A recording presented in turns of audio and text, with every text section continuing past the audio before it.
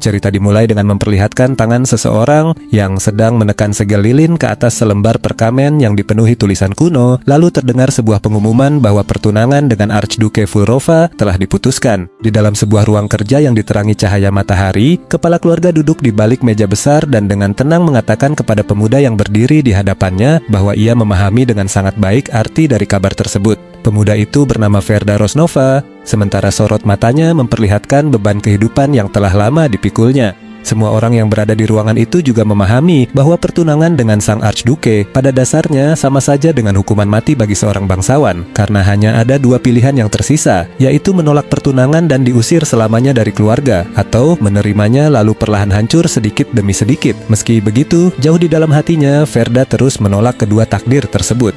Ia tidak pernah menginginkan kekuasaan ataupun kejayaan, karena satu-satunya keinginannya hanyalah menjadi bagian dari keluarga yang telah membesarkannya. Selama ini ia dikenal sebagai anak ketiga hasil hubungan di luar nikah dari keluarga Rosnova yang bertubuh lemah. Para pelayan sering melihatnya berlatih seorang diri di halaman sambil berbisik bahwa semua usahanya tidak akan pernah berarti tanpa bakat. Tidak pernah ada seorang pun yang berdiri di sisinya, tetapi Ferda tetap bertahan menjalani kesunyian dan rasa lelah itu. Hari demi hari ia terus mengayunkan pedangnya, berlatih tanpa henti dan menolak untuk menyerah. Sementara itu, ayahnya mengawasinya dari balik jendela dengan senyum yang sulit ditebak. Walaupun tubuhnya dipenuhi kelelahan, Ferda tetap menyimpan harapan rapuh bahwa suatu hari nanti seluruh usahanya akan diakui. Namun, harapan itu kembali dihancurkan ketika seorang sepupunya yang membawa pedang di pundak mengejeknya secara terang-terangan, sambil mengatakan bahwa impian Ferda untuk menjadi seorang ksatria adalah sesuatu yang nyaris gila. Tidak lama kemudian, sebuah serangan menghantam tubuhnya hingga membuatnya terpental dan menghantam dinding yang langsung retak. Lalu seseorang dengan dingin mengatakan bahwa sejak awal ia tidak pernah memiliki hak untuk memimpikan hal seperti itu. Setelah itu, suara lain kembali melontarkan hinaan dengan menyebutnya sebagai anak haram bermata biru yang menjijikan, dan kata-kata tersebut meninggalkan luka yang jauh lebih dalam daripada rasa sakit di tubuhnya. Meski diperlakukan seperti itu, Ferda tetap menggenggam satu harapan, yaitu diterima sebagai bagian dari keluarganya, bahkan ketika ia hanya bisa memandangi mereka pergi meninggalkannya. Akan tetapi, di balik jendela-jendela yang sunyi itu, kenyataan tidak pernah berubah. Saat berlutut seorang diri dalam kegelapan, Ferda akhirnya menyadari bahwa keluarga itu telah memalingkan pandangan darinya jauh sebelum dirinya sendiri menyadarinya. Kemudian ketika kembali berdiri di hadapan kepala keluarga, Ferda akhirnya mengucapkan keputusannya dan mengatakan bahwa ia akan meninggalkan keluarga itu untuk selamanya. Mendengar hal tersebut, sang kepala keluarga menatapnya cukup lama sebelum akhirnya hanya menjawab dengan singkat bahwa ia menyetujuinya. Setelah itu, Ferda berdiri sendirian di depan gerbang rumah yang dulu ia sebut sebagai rumahnya, hanya membawa sebuah tas tanpa memiliki tempat tujuan untuk dituju. Kemudian dari kejauhan terdengar sebuah suara yang menyatakan bahwa dirinya bukan lagi bagian dari keluarga Rosnova, sementara di belakangnya kediaman megah itu bersinar di bawah langit senja yang mulai menggelap. Tangannya yang gemetar perlahan terulur ke depan seolah menggenggam kenangan tentang semua usaha keras yang selama ini telah ia lakukan. Walaupun pria yang mengusirnya itu bahkan tidak pernah menoleh ke arahnya, sesuatu di dalam hati Ferda akhirnya benar-benar hancur, dan sejak saat itu ia bersumpah tidak akan pernah memaafkan pria yang telah membuangnya. Tiba-tiba sebuah lingkaran sihir berwarna merah menyala muncul di sekeliling tubuhnya, sementara kekuatan besar mengamuk dan merobek udara pada malam itu. Sejak meninggalkan semua yang pernah dikenalnya, Ferda akhirnya menjadi seorang penyihir. Ia membangkitkan kekuatan sihirnya pada usia 18 tahun, usia yang dianggap terlalu terlambat oleh semua orang. Karena itu, para murid lain terus mengejeknya sambil mengatakan bahwa seseorang seusianya sudah tidak pantas lagi mengejar jalan sihir. Bahkan ada yang mencibir bahwa ia membutuhkan waktu puluhan tahun hanya untuk memahami dasar-dasarnya dan meragukan apakah ia memiliki kemampuan untuk mempelajarinya. Mendengar ejekan tersebut, Ferda mengatakan bahwa ia sama sekali tidak peduli apakah dirinya mampu memahaminya atau tidak, lalu melepaskan ledakan mana yang membuat seluruh orang yang mengejeknya langsung membeku karena terkejut. Lingkaran sihir merah kembali mekar di atas telapak tangannya, tetapi lingkaran itu lahir dari kebencian dan keinginan membalas dendam. Semakin besar kebencian yang ia rasakan, semakin kuat pula kekuatannya, hingga pada akhirnya tubuh orang-orang yang pernah menyakitinya bergelimpangan di sekelilingnya. Setelah terus menapaki jalan balas dendam hingga mencapai lingkaran ke-6, hanya ada satu tempat yang tersisa untuk ia datangi, yaitu Rosnova, rumah yang pernah mengusirnya. Sesampainya di sana, Ferda membuat para pelayan yang dahulu mengejeknya saling menyerang dan membunuh satu sama lain. Setelah itu, ia mengadu putra sulung dan putra kedua hingga keduanya saling menghancurkan. Pada akhirnya, ia berdiri di hadapan ayahnya, orang yang paling ia benci, sementara pria itu hanya mampu memohon agar segera dibunuh. Namun, Ferda menolak memberinya kematian yang cepat. Ia mengatakan agar ayahnya melihat dengan baik apa yang telah terjadi pada keluarga Rosnova yang selama ini begitu dibanggakan. Beberapa saat setelah itu, Ferda hanya mampu menatap keluar melalui kaca yang telah pecah ke arah puing-puing yang mengelilingi kediaman itu, sementara tubuh-tubuh bergelimpangan memenuhi lantai. Dengan demikian, seluruh nama Rosnova pun lenyap dari dunia. Akan tetapi, bahkan setelah semua itu berakhir, masih ada suara di dalam dirinya yang terus berbisik bahwa semua balas dendam tersebut belumlah cukup. Akhirnya, selang beberapa waktu, kabar mengenai pembantaian keluarga Rosnova segera menyebar ke seluruh benua. Banyak pendekar kuat bangkit untuk menghentikannya sambil mengecam tindakannya yang telah membantai keluarganya sendiri serta membunuh siapapun yang menghalangi jalannya, sehingga ia pun dinyatakan sebagai musuh bersama yang harus disingkirkan. Meski demikian, Ferda kembali berhasil selamat dari serangan demi serangan. Setelah keluar dari sebuah aula yang dipenuhi mayat, ia berhasil mencapai lingkaran ke-8, tingkatan tertinggi yang pernah dicapai manusia, sehingga ia pun menjadi seorang Archmage. Walaupun demikian, kebencian yang ditujukan kepadanya tidak pernah menghilang. Ia memahami bahwa cepat atau lambat orang-orang itu pasti akan datang untuk membalas dendam, sama seperti dirinya dahulu. Karena ingin memperoleh kekuatan yang cukup untuk menghancurkan siapapun yang datang mengejarnya, Ferda mulai mengincar lingkaran ke-9, ranah para dewa, lalu menghabiskan waktunya mempelajari berbagai kitab terlarang demi menemukan jalan menuju tingkatan tersebut. Pada akhirnya, ia menemukan bahwa bahan terakhir yang dibutuhkan untuk mencapai tingkatan itu adalah jantung seekor naga, yang tergambar jelas di atas halaman kitab dengan ilustrasi berlumuran darah. Sebilah belati kemudian ditancapkannya tepat di atas gambar naga tersebut, sementara ia bergumam dalam hati apakah takdir sedang mempermainkannya dengan lelucon yang begitu kejam. Pasalnya, naga yang ia butuhkan adalah naga merah bernama Archduke Valdova, dan jantung naga itulah harga yang harus dibayar demi mencapai tingkat berikutnya. Beberapa waktu kemudian, di bawah cahaya bulan yang pucat, Ferda mendaki gunung menuju sarang sang naga, sementara takdir perlahan membawanya ke jalan yang telah ditentukan. Darah membasahi batu-batu kuno ketika rahang raksasa terbuka di hadapannya. Sang naga kemudian mengatakan bahwa semuanya sungguh ironis karena orang yang seharusnya menjadi tunangannya justru datang untuk merenggut nyawanya. Ia sama sekali tidak pernah menyangka bahwa orang yang telah diikat dengannya melalui pertunangan justru akan menjadi orang yang mengakhirinya. Di sisi lain, dalam keadaan berlumuran darah dan penuh amarah, Ferda mengatakan agar naga itu mati dengan tenang di tangannya sambil menyebutnya sebagai seorang tiran Valdova.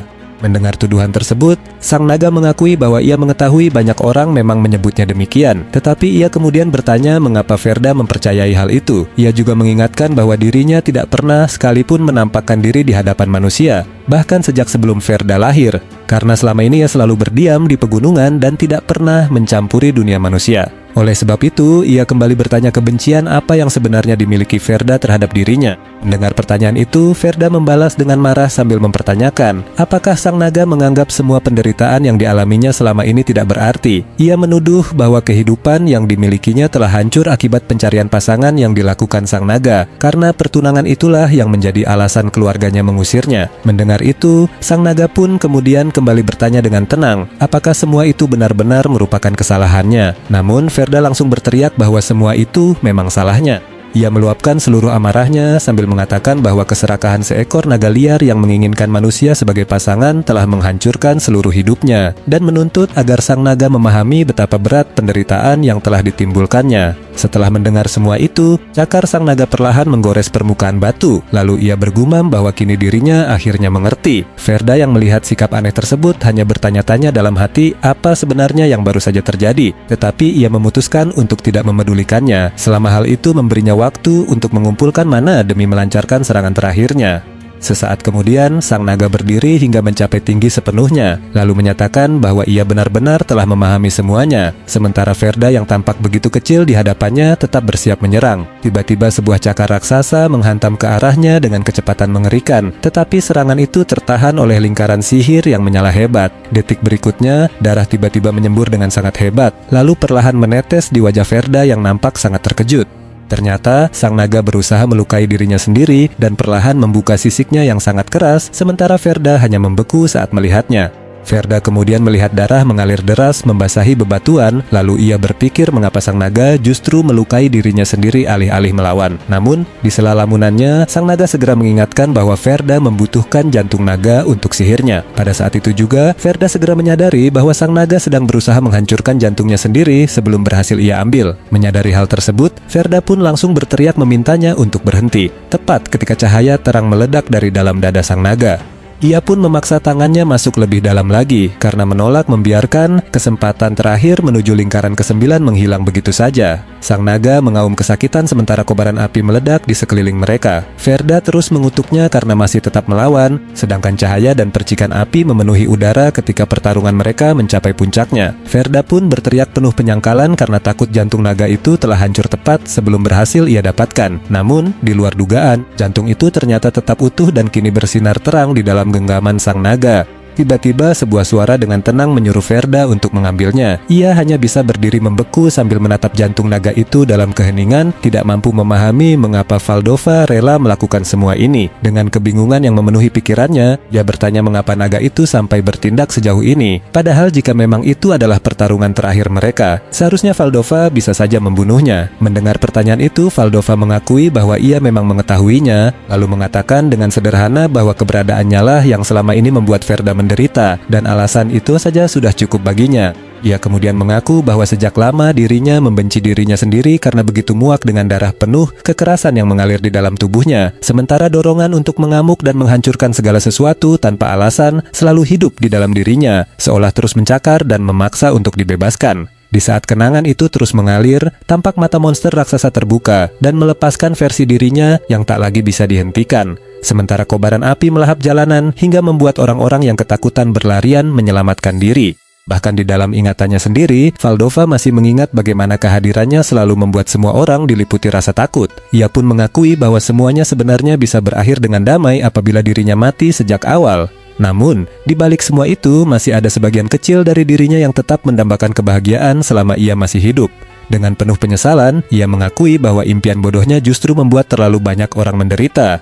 Karena itulah, setelah menyadari bahwa semua orang di sekitarnya menjadi sengsara akibat keberadaannya, ia berharap setidaknya Verda bisa menemukan kebahagiaan melalui apa yang akan diberikannya sekarang. Sebab itulah hadiah terakhir yang masih mampu ia berikan. Setelah itu, terlihat bayangan seekor naga raksasa tampak melingkar seolah melindungi sosok kecil berjubah yang berdiri di sisinya. Sementara itu, Verda terhuyung sambil memegangi dadanya karena bingung dengan perasaan aneh yang perlahan muncul dari dalam dirinya. Ia meringis dan tidak mampu menjelaskan mengapa momen itu meninggalkan rasa pahit yang begitu menyiksa. Di dalam hatinya, ia terus mengutuk nama Valdova sambil menganggap naga terkutuk itu sedang berusaha memengaruhi pikirannya. Ia pun terus mengingatkan dirinya sendiri agar tidak tertipu dan tidak melupakan alasan mengapa ia datang ke tempat itu. Sambil berdiri di hadapan tubuh naga raksasa tersebut, Verda berpikir bahwa akhirnya kesempatan untuk membuka lingkaran ke-9 telah berada di depan matanya. Tanpa ragu, ia mengangkat tinggi jantung naga yang memancarkan cahaya, yaitu inti kehidupan seekor naga yang telah hidup selama keabadian. Di dalam benaknya muncul pertanyaan tentang apa yang akan terjadi apabila ia benar-benar menyerap seluruh kekuatan jantung itu. Sesaat kemudian, cahaya memancar keluar dari tenggorokannya ketika ia berteriak bahwa dirinya akan melampaui batas kemanusiaan. Sementara ledakan kekuatan yang luar biasa langsung menelan seluruh tubuhnya dan menjanjikan kelahiran kembali sebagai seorang dewa setengah manusia. Tak lama kemudian, sebuah siluet bercahaya melayang di dalam kehampaan sambil bergumam kebingungan mengenai apa yang sebenarnya sedang terjadi pada dirinya. Dalam lautan cahaya itu, Verda memastikan bahwa ia memang telah menelan jantung naga tersebut.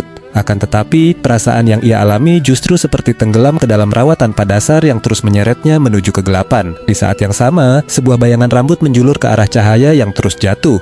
Sementara Verda berpikir, apakah luapan emosi yang begitu besar ini merupakan efek samping dari menyerap jantung naga itu? Kilatan petir kemudian memenuhi penglihatannya hingga membuatnya tersentak ketika menyadari bahwa apa yang sedang ia lihat kemungkinan besar adalah kenangan milik Valdova sendiri. Sesaat kemudian, Verda jatuh berlutut sambil terengah-engah dan akhirnya memahami apa yang sebenarnya baru saja ia saksikan. Di dalam kehampaan setelah kematian, dirinya hanyut melewati pusaran cahaya yang berputar tanpa henti. Saat merasakan emosi terakhir milik sang naga, ia menyadari bahwa Valdova menyimpan keputusasaan yang begitu besar hingga penderitaan yang selama ini ia rasakan sendiri terasa tidak berarti jika dibandingkan dengannya.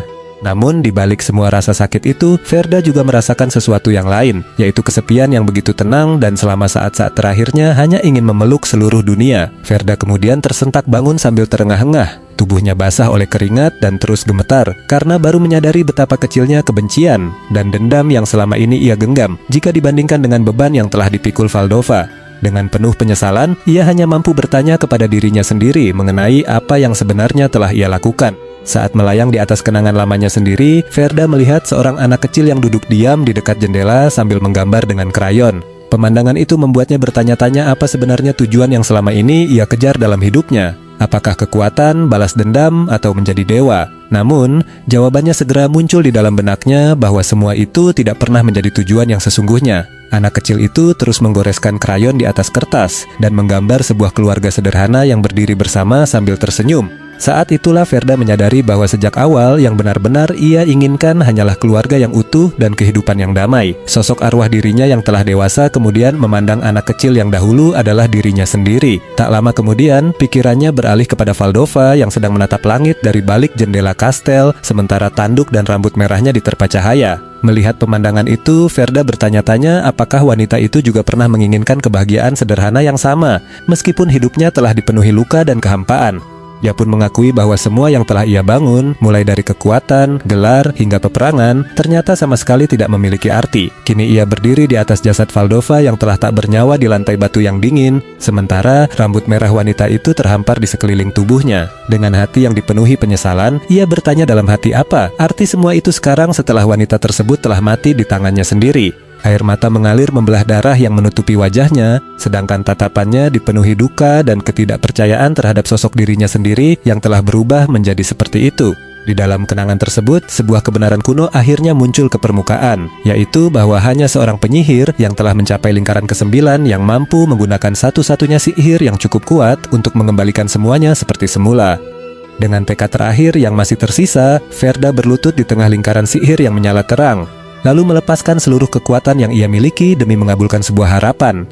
Meskipun jauh di dalam hatinya masih ada suara hampa yang terus berbisik bahwa semua itu sudah tidak lagi berarti. Tiba-tiba sebuah suara memanggil namanya dan membangunkan Ferda dari lamunannya. Ia tersentak sadar lalu mendapati dirinya berada di tempat yang terasa sangat familiar, duduk berhadapan dengan seorang pria di balik meja besar. Karena masih kebingungan mengenai di mana dan kapan dirinya berada, pria itu langsung membentaknya karena melamun dan menuntut agar ia memusatkan perhatian. Saat itulah Ferda segera mengenali seseorang yang berada di hadapannya, yaitu Eremvald Rosnova. Melihat itu, Ferdan bergumam dalam benaknya bahwa pria yang kini duduk di hadapannya kelak akan meninggal dalam keadaan hancur dan sendirian. Tak lama kemudian, Ferda akhirnya menyadari semuanya. Hari itu adalah hari yang sama ketika ayahnya mengumumkan bahwa pertunangannya dengan Archduke Valdova telah resmi ditetapkan. Dengan nada dingin, ayahnya mengatakan bahwa Ferda tentu memahami apa arti pertunangan tersebut bagi keluarga Rosnova, serta mengingatkan bahwa menolak pertunangan itu akan membawa akibat yang terlalu berat untuk ditanggung seluruh keluarga, sehingga kini semua keputusan berada di tangan Ferda mengenai apa yang akan ia lakukan kali ini.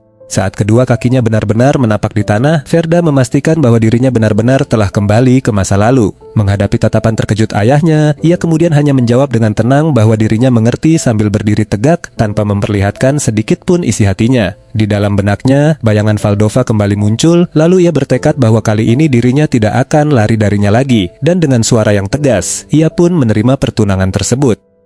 Kabar itu pun segera menyebar ke seluruh kediaman keluarga Rosnova. Huken Rosnova, putra kedua keluarga itu, langsung menghentikan langkahnya ketika seorang pelayan sedang membantunya mengenakan mantel karena terkejut mendengar bahwa Ferda benar-benar menerima pertunangan dengan Duke Valdova. Ia pun segera menoleh ke arah pelayannya karena tidak mampu memahami keputusan tersebut. Ia lalu mengatakan bahwa sebelumnya ia melihat Ferda memohon agar nyawanya diselamatkan, tetapi tetap merasa Ferda bukanlah tipe orang yang akan dengan sukarela berjalan menuju kematian. Setelah mengatakan itu, ia kemudian bertanya apa yang sedang dilakukan Ferda sekarang. Mendengar pertanyaan itu, pelayan tersebut melaporkan bahwa Ferda akan segera berangkat. Tetapi sebelumnya Ferda telah menyuruh semua orang keluar dan mengurung diri sendirian di dalam kamarnya. Mendengar laporan tersebut, Huken langsung menyeringai dan berpikir bahwa masih ada waktu untuk melakukan satu percakapan terakhir dengan saudaranya. Ia pun memutuskan untuk melihat sendiri betapa menyedihkannya keadaan Ferda sebelum keberangkatannya. Beberapa saat setelah itu, tanpa mengetuk pintu terlebih dahulu, Huken pun langsung menerobos masuk sambil memanggil nama Verda dan menanyakan mengapa ia masih belum berangkat. Namun, sesaat kemudian ia membeku di tempat karena pemandangan di hadapannya sama sekali tidak sesuai dengan dugaannya. Verda berdiri dengan tenang di depan cermin, berpakaian rapi dan terlihat begitu tenang, sama sekali tidak menyerupai sosok yang sebelumnya ia bayangkan akan menangis dan memohon agar terbebas dari pertunangan itu. Verda pun hanya melirik sekilas tanpa sedikit pun terusik oleh kedatangan Huken yang masuk begitu saja ke kamarnya. Lalu dengan nada datar, ia bertanya apa yang seharusnya ia lakukan terhadap kakaknya yang masuk tanpa mengetuk pintu. Verda lalu lanjut mengatakan bahwa dirinya memang sengaja menyuruh para pelayan tetap menunggu di luar. Mendengar itu, Huken pun bertanya apakah Verda ingin memakai baju sendiri, dan Verda pun segera menjelaskan bahwa mulai sekarang ia tidak akan lagi menerima bantuan siapapun dan merasa sudah waktunya membiasakan diri. Mendengar itu, Huken pun tertawa pelan, tetapi di dalam hatinya ia merasa gelisah karena Verda yang berdiri di hadapannya terdengar sangat berbeda dari adik yang selama ini ia kenal. Setelah itu, ia bertanya apakah Verda benar-benar memahami arti dari pertunangan yang baru saja ditetapkan. Tanpa ragu, Verda menjawab bahwa itu berarti dirinya akhirnya bisa keluar dari keluarga itu.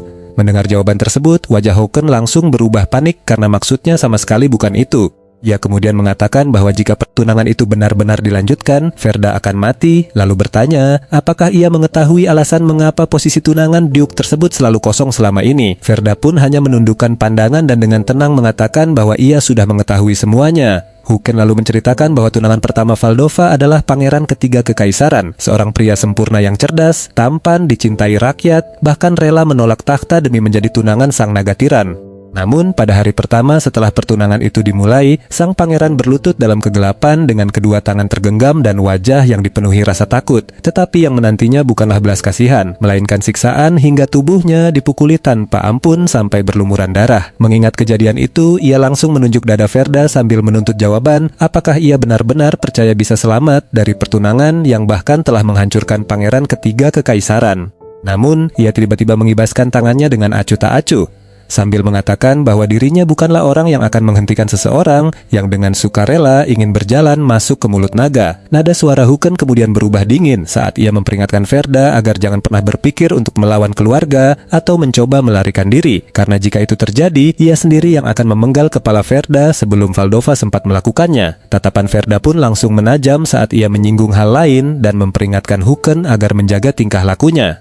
Ia bahkan menuduh Huken diam-diam mengincar istri kakak tertua mereka, karena menurutnya semua orang telah menyadari cara Huken memandang wanita itu. Mendengar tuduhan yang tidak masuk akal tersebut, wajah Huken langsung dipenuhi rasa tidak percaya. Ia yang sudah dipenuhi oleh marah segera menerjang ke arahnya sambil memakinya, tetapi Verda hanya mengangkat satu tangan untuk menghentikannya karena ia tahu Huken ingin memukulnya, sehingga ia memperingatkan agar Huken menahan diri. Setelah itu, Verda juga mengingatkan bahwa wajahnya kini sudah menjadi sesuatu yang berharga, tidak seperti saat dirinya masih kecil, sehingga memar sekecil apapun tidak boleh terjadi. Sesudah mengatakannya, ia menyampaikan bahwa perjalanan menuju mulut naga masih sangat panjang, sehingga ia pun berpamitan untuk berangkat. Beberapa saat kemudian, di luar gerbang, sebuah kereta telah menunggu. Verda berjalan mendekatinya sambil membawa koper di tangannya, sedangkan kepala pelayan tua keluarga Rosnova menangis dan mengatakan bahwa merupakan suatu kehormatan besar bisa melayaninya selama bertahun-tahun. Akan tetapi, Verda hanya memasang ekspresi datar sambil berpikir bahwa lelaki tua itu sedang mengucapkan kebohongan yang bahkan tidak ia akini sendiri. Karena jika benar merasa terhormat, tentu ia tidak akan meracuni makanannya selama ini. Ingatannya pun kembali pada masa kecil ketika ia selalu mengira tubuhnya yang lemah hanyalah akibat kondisi fisiknya sendiri, tanpa pernah menyadari bahwa racun itu justru berasal dari orang yang setiap hari menyajikan makanannya.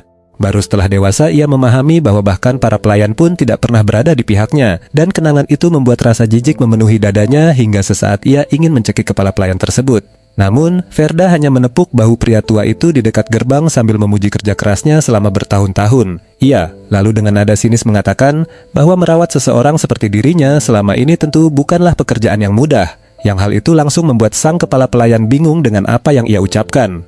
Melihat ekspresi pelayannya, Verda pun memintanya untuk tidak terlalu dipikirkan, kemudian menyuruh agar sang pelayan menjaga keluarga Rosnova selama dirinya tidak berada di sana. Saat kereta mulai meninggalkan kediaman keluarga Rosnova, Verda memandangi pemandangan di luar jendela sambil berpikir bahwa ketenangannya saat ini berasal dari kenyataan bahwa di kehidupan sebelumnya, ia telah menuntaskan seluruh balas dendamnya sehingga hatinya kini benar-benar damai. Ketika kereta melintasi pedesaan yang sunyi, ia mengakui bahwa kemarahan dan kehausan akan balas dendam yang dulu memenuhi dirinya kini sudah tidak lagi tersisa. Ia lalu teringat pada sihir Archmage yang pernah ia kuasai dan membandingkannya dengan narkotika yang perlahan menguasai dirinya. Pada awalnya, kekuatan itu terasa begitu memabukkan ketika ia menghancurkan musuh tanpa batas. Tetapi semakin lama, toleransinya terus meningkat hingga kekuatan tersebut berubah menjadi candu yang tidak lagi mampu ia kendalikan. Saat kegilaan itu benar-benar menguasainya, bahkan pembantaian terasa menyenangkan dan euforia itu membakar hatinya seperti api yang tak pernah padam. Kini, sambil duduk tenang di dalam kereta, Verda berkata dalam hati bahwa dirinya tidak ingin lagi menjalani kehidupan seperti itu. Ia kemudian mengembuskan napas panjang dan mengakui bahwa merasakan kedamaian untuk pertama kalinya setelah sekian lama ternyata bukan hal yang buruk. Bahkan ia mulai bertanya-tanya apakah kali ini dirinya tidak perlu lagi membangkitkan kekuatan sebagai seorang penyihir. Tak lama kemudian, kereta berhenti di sebuah jalan pegunungan ketika pengawal memberitahukan bahwa mereka telah tiba. Di tepi hutan berdiri sebuah papan kayu yang bertuliskan peringatan bahwa wilayah di balik titik itu adalah tanah milik sang Duke dan siapapun dilarang memasuki kawasan tersebut. Verda kemudian duduk sendirian di atas kopernya di tengah kesunyian sambil menunggu. Ia teringat pada kusir kereta yang melarikan diri begitu. Verda menyebut kemungkinan seekor naga akan muncul. Bahkan pria itu hanya sempat mendoakan kesehatannya sebelum memacu kereta pergi tanpa menoleh lagi. Kini yang tersisa hanyalah keheningan dan Verda mengakui dalam hati bahwa rasanya cukup menyenangkan karena akhirnya tidak ada lagi orang yang terus mengawasinya.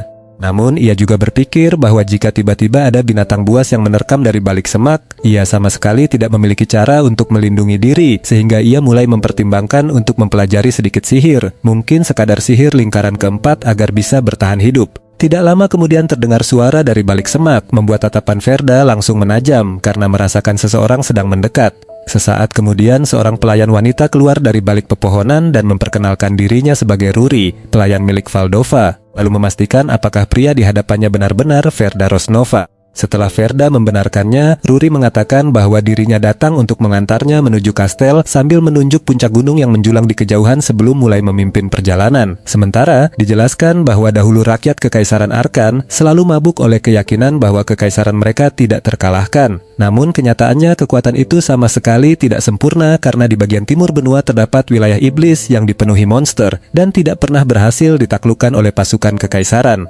Hingga akhirnya, semuanya berubah ketika seekor naga merah bernama Valdova seorang diri menghentikan laju gerombolan monster dan membangun garis pertahanan di sana. Sambil berjalan menembus hutan dengan koper di tangannya, Verda berpikir betapa anehnya seseorang yang telah menjadi satu-satunya benteng pertahanan melawan wilayah iblis justru dijuluki naga iblis, bukan seorang pahlawan. Ia juga mengingat berbagai rumor yang terus beredar bahwa Valdova diam-diam sedang membangun pasukan monster untuk melawan kekaisaran. Tetapi ironisnya tidak seorang pun berani mengucapkan tuduhan itu ketika benar-benar berdiri di hadapannya. Saat ia sedang memikirkan itu, tiba-tiba dua monster serigala mendekatinya, namun tiba-tiba sebuah serangan langsung menghantam kedua monster tersebut. Di tengah perjalanan, Ruri menoleh ke belakang lalu mengatakan bahwa Verda tidak perlu khawatir. Ia mengangkat tangannya dan cahaya redup mulai memancar dari telapak tangannya, sambil menjelaskan bahwa selama Verda tetap berada di dekatnya, tidak akan ada makhluk yang cukup berani menyerangnya secara sembarangan. Dan mendengar itu, Verda pun mengucapkan terima kasih dengan singkat. Setelah berjalan cukup lama, Verda bertanya berapa lama lagi perjalanan mereka, dan Ruri menjawab bahwa mereka masih membutuhkan waktu sekitar 2 jam jika terus berjalan kaki. Mendengar jawaban itu, Verda bertanya bagaimana Ruri bisa datang sejauh itu sebelumnya. Lalu wanita itu dengan tenang mengatakan bahwa jika terbang, ia hanya memerlukan waktu 10 detik. Verda pun memperhatikannya beberapa saat sambil berpikir bahwa pelayan itu jelas bukan orang biasa. Tidak lama kemudian, terungkap bahwa Ruri sebenarnya memiliki darah naga yang mengalir di dalam tubuhnya, sehingga sejak lahir ia telah memiliki kekuatan dan sihir yang jauh melampaui makhluk biasa, sementara tanduk dan ekornya selalu ia sembunyikan di balik seragam pelayannya. Sambil menghentakkan tongkat ke tanah, Verda mulai mempertimbangkan apakah mereka sebaiknya terbang menuju sarang naga seperti sebelumnya. Mendengar usulan itu, Ruri bertanya dengan datar apakah itu berarti ia harus menggendong Verda lagi, lalu menambahkan bahwa bukan karena khawatir, melainkan karena dirinya memang tidak ingin melakukannya. Verda menerima jawaban itu tanpa membantah dan hanya mengusulkan agar mereka beristirahat sejenak karena telah berjalan cukup jauh. Akan tetapi, Ruri langsung memotong ucapannya dan mengatakan agar mereka terus berjalan karena majikannya sedang menunggu. Mendengar itu, Verda hanya mengembuskan napas lelah sambil bergumam dalam hati bahwa ternyata menikah memang bukan perkara yang mudah. Saat matahari mulai tenggelam di balik pegunungan, akhirnya mereka tiba di depan gerbang raksasa. Ruri kemudian mengumumkan bahwa tunangan sang Duke telah tiba, sedangkan Verda langsung merasakan tekanan luar biasa yang memancar dari balik pintu dan bertanya-tanya dalam hati. Apakah kehadiran seekor naga benar-benar mampu memancarkan aura sebesar itu? Ruri lalu mengatakan bahwa ia akan menyampaikan kedatangan Verda terlebih dahulu, sambil memperingatkan agar ia tidak bertindak gegabah dan cukup menunggu di tempat. Verda sempat bertanya mengapa mereka tidak berbicara secara langsung saja, tetapi dengan suara dingin yang membentak, Ruri mempertanyakan bagaimana mungkin seseorang dengan kedudukan serendah dirinya berani berpikir memiliki hak untuk berdiri di hadapannya. Mendengar itu, Verda hanya mengatakan bahwa ia mengerti sebelum menyuruhnya untuk segera pergi. Beberapa saat kemudian Ruri kembali dengan wajah yang tampak penuh antusias dan mengatakan bahwa ia akan menyampaikan pesan dari Duke Valdova. Tak lama sesudahnya, Ruri meniru suara sang naga untuk ditujukan kepada pria yang datang untuk menjadi tunangannya atas perintah kekaisaran. Sang naga memuji keberanian Verda karena tetap datang meskipun mengetahui reputasinya yang kejam. Tetapi pada saat yang sama, ia dengan tegas menyatakan bahwa dirinya sama sekali tidak menginginkan pertunangan yang dipaksakan. Lalu, dengan nada yang sedikit pelan, naga itu pun dengan tegas menyuruh Verda kembali ke tempat asalnya. Mendengar hal tersebut, raut wajah Verda langsung menegang karena ia akhirnya menyadari apa yang sebenarnya sedang terjadi. Ia telah datang sejauh ini untuk menjadi tunangan Archduke Valdova, tetapi justru akan dipulangkan begitu saja. Dalam hati ia teringat bahwa pada kehidupan sebelumnya, dirinya pasti akan menerima kesempatan itu tanpa berpikir dua kali. Namun, kali ini semuanya berbeda. Verda kemudian mengatakan bahwa meskipun pertunangan itu berawal dari perintah kekaisaran, keputusan untuk tetap berdiri di tempat itu adalah pilihannya sendiri. Ia sama sekali tidak berniat mundur dan tetap ingin melanjutkan pertunangan itu, yang hal itu langsung membuat Ruri membeku. Setelah suasana kembali hening, Ruri pun menyampaikan jawaban Verda kepada majikannya, sementara suara dari balik kegelapan hanya mengatakan bahwa ia sudah mengerti. Tak lama kemudian, sebuah karung berisi emas jatuh tepat di depan Verda. Sang naga memuji tekad Verda yang datang atas keinginannya sendiri, lalu menawarkan seluruh emas itu agar ia tidak mengalami kesulitan apabila memutuskan pulang. Bahkan, naga tersebut menyarankan agar Verda menggunakan emas itu untuk meninggalkan tempat tersebut dan memulai kehidupan baru di tempat lain. Namun, Verda menatapnya dengan tenang, lalu mengatakan bahwa dirinya sama sekali tidak tertarik pada kekuasaan maupun harta.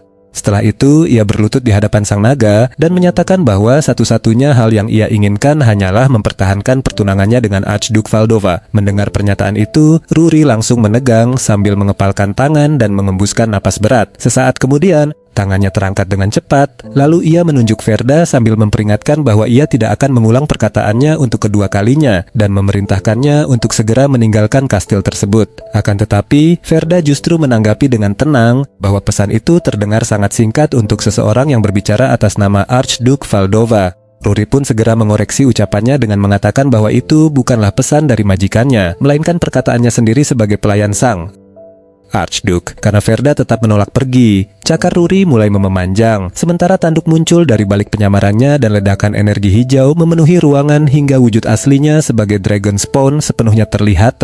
Tanpa ragu, ia langsung berteriak dan menuduhnya sebagai manusia hina yang sama sekali tidak memedulikan Tuan Valdova, melainkan hanya dipenuhi ambisi dan keserakahan akan kekuasaan. Bersamaan dengan itu, ia juga melepaskan Dragon Fear yang luar biasa kuat. Di bawah tekanan yang membuatnya hampir kehabisan napas, Verda akhirnya menyadari bahwa inilah kekuatan yang dahulu telah membunuh pangeran ketiga. Ia teringat bahwa pada masa lalu, sang pangeran datang hanya dengan membawa rencana licik untuk memanfaatkan pernikahan tersebut demi menaklukkan wilayah Valdova. Sementara di balik kontrak pertunangan itu, tersembunyi keserakahan yang besar. Karena itulah mata sang naga saat itu dipenuhi amarah. Sebab ia menganggap pangeran tersebut hanyalah manusia tak tahu malu yang berusaha menyembunyikan ambisinya. Pada saat yang sama, kaki Ruri menghantam tubuh Verda hingga ia terjatuh ke tanah. Dengan dingin, ia kemudian mengatakan bahwa pangeran ketiga memang sangat sombong, lalu menambahkan bahwa di matanya Verda sama sekali tidak berbeda dengan pangeran itu. Ruri kemudian dengan tegas menanyakan apakah Verda juga ingin bernasib sama karena telah berani menipu majikannya. Meski kesulitan bernapas, Verda tetap bersumpah atas nama Verda Rosnova bahwa tidak ada sedikit pun kebohongan dalam setiap kata yang baru saja ia ucapkan. Ia menegaskan bahwa dirinya datang bukan karena paksaan siapapun dan sama sekali tidak mengincar keuntungan apapun dari pertunangan tersebut. Dalam benaknya, ia kembali mengingat saat-saat terakhir kehidupan sebelumnya ketika Valdova rela menyerahkan jantungnya sendiri kepada pria egois seperti dirinya. Karena itulah kali ini ia menyatakan bahwa dirinya datang sebagai pria yang akan menjadi tunangan Valdova dan bersumpah akan berdiri di sisinya. Ia kemudian menyatakan bahwa dirinya telah datang sebagai pria yang ditakdirkan menjadi tunangan Valdova dan karena mereka kelak akan terikat sebagai suami istri, Maka mulai saat itu, setiap perkataan di antara mereka seharusnya disampaikan secara langsung, tanpa perlu melalui seorang pelayan sebagai perantara. Mendengar ucapan yang begitu berani, tangan Ruri seketika mengeras, dan dengan suara penuh amarah, ia menyebut Ferda sebagai bocah lancang karena berani mengatakan hal semacam itu. Sembari menerjang ke arah Ferda, ia berteriak bahwa tidak seorang pun diizinkan mengucapkan omong kosong seperti itu di hadapan majikannya. Namun detik berikutnya, ia tiba-tiba berhenti, lalu kembali berdiri tegak sambil meminta maaf atas gangguan tersebut. Sementara Ferda hanya menanggapinya dengan tenang dan mengatakan bahwa ia mengerti. Beberapa saat kemudian, Ruri kembali dan mengingat pesan yang sebelumnya diperintahkan untuk ia sampaikan. Ia mengulangi perkataan Ferda bahwa manusia itu memperkenalkan dirinya sebagai pria yang akan menjadi tunangan Valdova. Sambil berlutut di ruang batu yang remang-remang, ia mengulangi perkataan itu di hadapan majikannya dan memastikan bahwa itulah kalimat yang benar-benar diucapkan manusia tersebut. Dengan penuh hormat, ia menyapa sosok naga raksasa di hadapannya sebagai sang majikan, salah satu dari 12 penguasa agung yang merupakan perwujudan kekuatan mutlak. Tak lama kemudian, terdengar suara seorang wanita berambut merah yang bertanya apakah semua yang baru saja didengarnya benar adanya. Sosok itu ternyata adalah naga merah sekaligus Archduke Valdova. Dengan penuh rasa ingin tahu, ia mengakui bahwa dirinya penasaran seperti apa manusia yang berani mengucapkan perkataan semacam itu. Ia kemudian menanyakan kesan Ruri terhadap manusia tersebut. Mendengar pertanyaan itu, Ruri mengingat kembali bagaimana Ferda datang ke kastel dengan tubuh kelelahan setelah bersusah payah melewati hutan. Awalnya, ia dengan jujur mengatakan bahwa manusia itu sangat jelek dan sebaiknya segera disingkirkan. Namun, Valdova langsung memanggil namanya sebagai peringatan. Mendengar teguran itu, Ruri segera mengubah perkataannya dan mengakui bahwa wajah Ferda sebenarnya cukup tampan, bahkan termasuk tipe pria yang bisa membuat banyak wanita menangis. Akan tetapi, Valdova menjelaskan bahwa bukan penampilan itulah yang ingin ia ketahui. Ruri pun terdiam sejenak sebelum akhirnya mengatakan bahwa memang ada sesuatu yang berbeda dari Ferda. Ia menjelaskan bahwa sebagai Dragonspawn, dirinya memiliki aura yang secara alami mampu membuat manusia ketakutan. Biasanya, menakuti manusia merupakan hal yang sangat mudah bagi ras mereka. Namun, ketika ia melepaskan seluruh tekanannya kepada Ferda, pria itu sama sekali tidak menunjukkan rasa takut, bahkan tidak bergeming sedikit pun. Karena alasan itulah, ia berkesimpulan bahwa Ferda kemungkinan besar mampu menatap langsung ke arah Valdova, yang ia panggil master tanpa dipenuhi rasa takut seperti manusia pada umumnya. Mendengar penjelasan tersebut, Valdova tampak puas dan mengatakan bahwa kabar itu sangat baik. Ia kemudian bangkit dari tangga batu sambil bergumam bahwa manusia yang mampu menatapnya tanpa rasa takut adalah sosok yang sangat langka. Dengan lembut, ia menyentuh dadanya sendiri dan mengakui bahwa mungkin untuk pertama kalinya ia bisa bertemu seseorang yang tidak memandangnya dengan ketakutan seperti biasanya. Sambil mengulang kata normal dengan lirih, Valdova seolah mencoba meyakinkan dirinya bahwa harapan itu masih benar-benar ada. Beberapa waktu kemudian, Ruri berdiri dengan tenang di aula yang telah rusak sambil menjawab setiap pertanyaan tanpa sedikit pun keraguan. Sementara itu, Ferda yang baru saja menjatuhkan tasnya di gerbang kastel tampak terkejut ketika mengetahui bahwa pertunangan itu benar-benar akan dilanjutkan. Selanjutnya, Ruri mengantarnya melewati lorong batu yang panjang menuju sebuah kamar tamu. Setibanya di sana, Ferda mendapati bahwa kamar tidur tersebut terawat dengan sangat rapi, jauh lebih bersih daripada yang ia bayangkan untuk sebuah kastel seperti itu. Ia pun bertanya kepada Ruri siapa yang merawat kamar tersebut, dan Ruri menjelaskan bahwa dialah yang mengurus semuanya. Setelah itu, ia memperkenalkan diri sebagai satu-satunya pelayan yang melayani majikannya, lalu memanggil Ferda hanya sebagai seorang tamu. Mendengar penyebutan itu, Ferda pun langsung mempertanyakan kata tamu barusan, karena yang ia tahu dirinya adalah tunangan dari tuannya. Ruri kemudian menjelaskan bahwa selama upacara pertunangan belum selesai, status Ferda tidak lebih dari sekadar tamu. Ferda lalu berpikir bahwa pelayan di depannya memang tidak menyukai manusia, dan ia terus mengawasinya layaknya seekor anjing penjaga yang sedang mengawasi penyusup. Ferda kemudian menyarankan agar mereka tidak terlalu kaku satu sama lain, lalu menanyakan kapan upacara itu akan dilaksanakan. Ruri pun menjawab bahwa upacara tersebut akan berlangsung 1 bulan lagi, lalu menjelaskan bahwa semua janji pernikahan itu nantinya akan dilangsungkan secara diam-diam di dalam sarang naga. Mendengar penjelasan tersebut, Ferda menerima tenggat waktu 1 bulan itu tanpa keberatan sambil merapikan kerah bajunya dan mulai memikirkan apa saja yang harus ia lakukan selama waktu tersebut. Namun, Ruri langsung menyilangkan tangan dan dengan tegas mengatakan bahwa upacara itu tidak akan diberikan begitu saja. 1 bulan ke depan merupakan ujian untuk menentukan apakah Ferda benar-benar layak menjalaninya. Sambil menunjuk ke arahnya, ia menegaskan bahwa siapapun yang ingin berdiri di sisi seorang penguasa sebesar majikannya harus memiliki kedudukan yang sepadan. Oleh karena itu, Ferda diwajibkan membuktikan bahwa dirinya pantas menyandang gelar sebagai tunangan Valdova. Mendengar tuntutan yang cukup berat itu, Ferda sempat terkejut. Namun setelah mengembuskan napas panjang, ia tetap menerima tantangan tersebut sambil bergumam bahwa ternyata bagian tersulit dari sebuah pernikahan memang bukanlah upacaranya. Verda kemudian bertanya apakah ujian tersebut merupakan keputusan sang Archduke, dan Rory segera mengoreksi bahwa itu sepenuhnya merupakan keputusannya sendiri dan bukan perintah dari majikannya. Ia menjelaskan bahwa sang Archduke terlalu baik hati sehingga tidak tega memberikan tuntutan seberat itu, sedangkan dirinya sama sekali tidak berniat membiarkan hal tersebut berlalu begitu saja.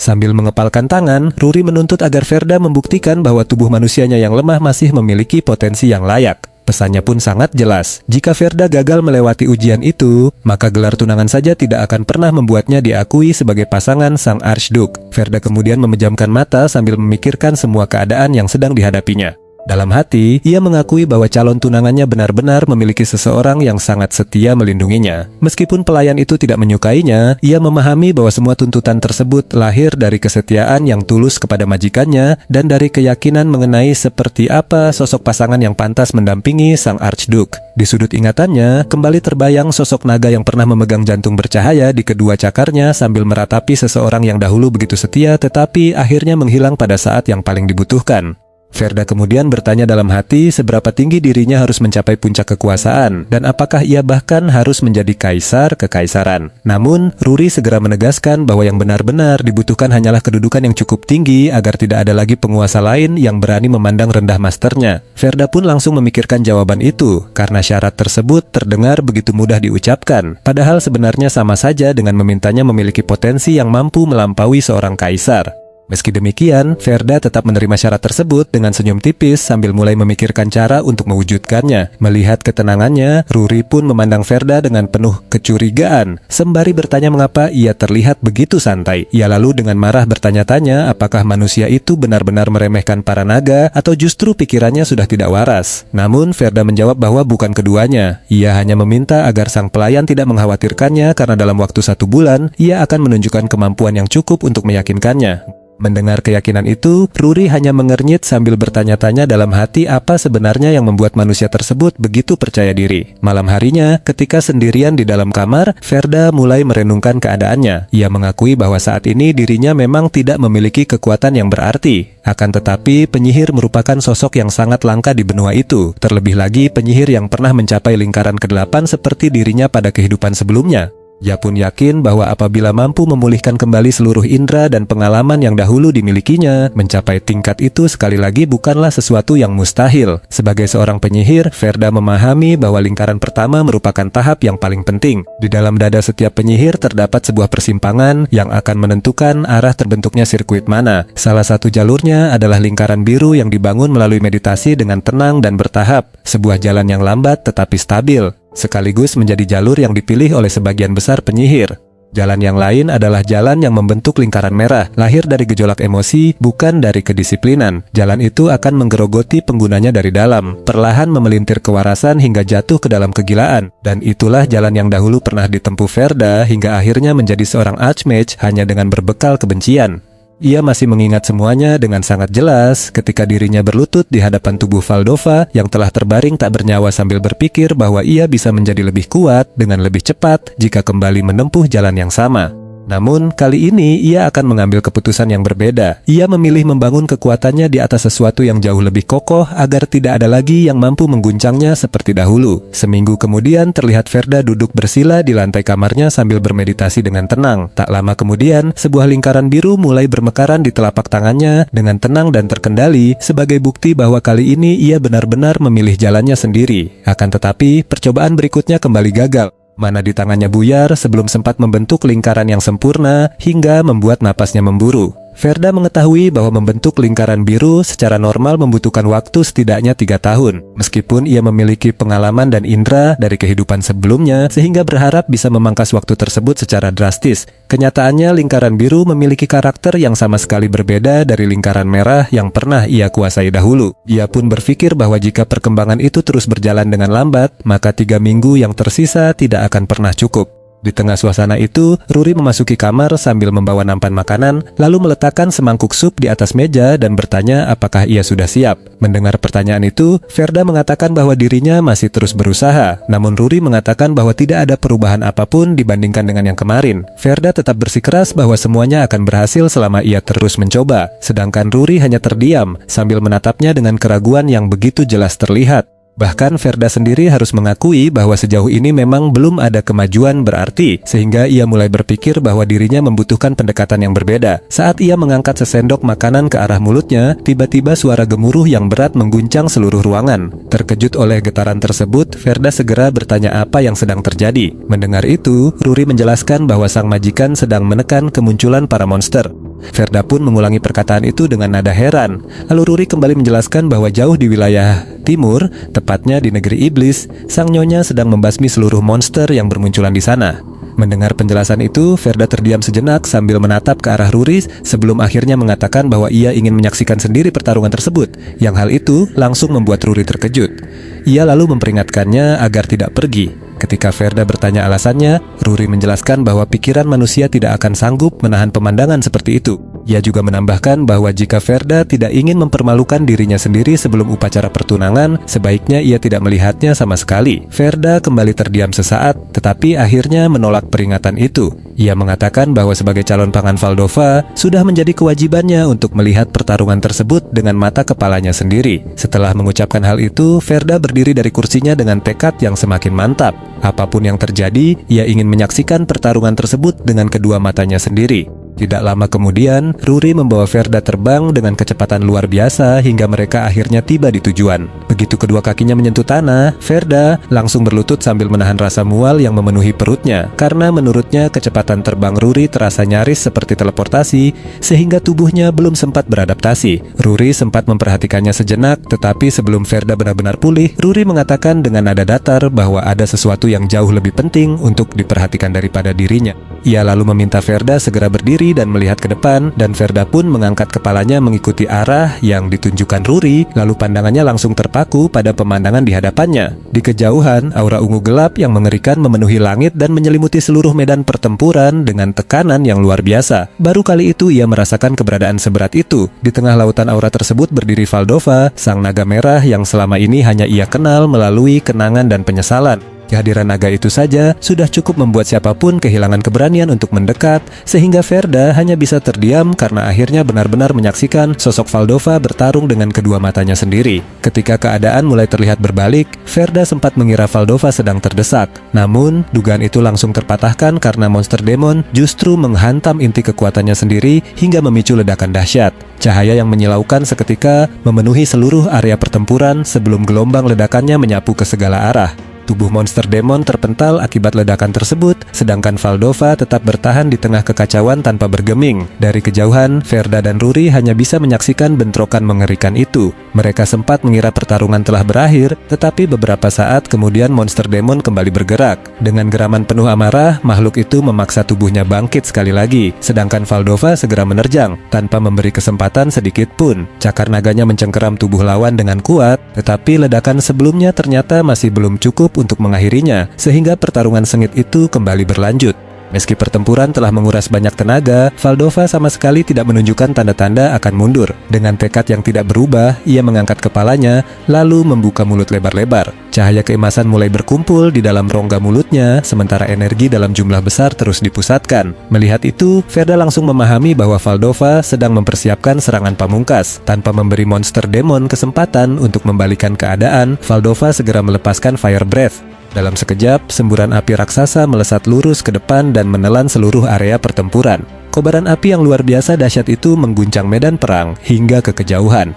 Dari tempat mereka berdiri, Ruri tetap menyaksikan semuanya dengan tenang. Meski ekspresinya tidak banyak berubah, pandangannya tidak pernah sekalipun lepas dari sosok Valdova yang terus bertarung di garis depan. Sementara itu, Valdova mengeluarkan raungan dahsyat di tengah lautan api, seolah menjadi penanda bahwa pertarungan telah berakhir dengan kemenangannya. Gelombang tekanan yang menyertai raungan itu langsung menyapu seluruh medan perang. Verda yang ikut merasakannya seketika kehilangan keseimbangan. Baru kali itu ia benar-benar memahami betapa mengerikannya kekuatan sang naga merah sehingga tubuhnya kembali berlutut. Sementara napasnya terasa semakin berat di bawah tekanan yang begitu besar. Dengan susah payah, Verda tetap memaksakan diri menatap ke arah Valdova. Di dalam benaknya hanya ada satu pertanyaan, apakah ini benar-benar kekuatan Valdova, kekuatan yang dikenal sebagai Dragon Roar? Raungan naga itu terus menggema sehingga tekanan di sekeliling mereka semakin mencekam. Verda bahkan secara refleks mencengkeram dadanya sendiri karena kesulitan bernapas. Melihat reaksinya, Ruri tetap berdiri tenang tanpa sedikit pun mengalihkan pandangan dari Verda, lalu mengatakan bahwa sekarang Verda seharusnya sudah mengerti. Setelah itu, ia menjelaskan dengan nada yang tetap datar bahwa bagi manusia biasa, gagasan untuk hidup berdampingan dengan seekor naga memang terdengar menggelikan. Setelah jeda singkat,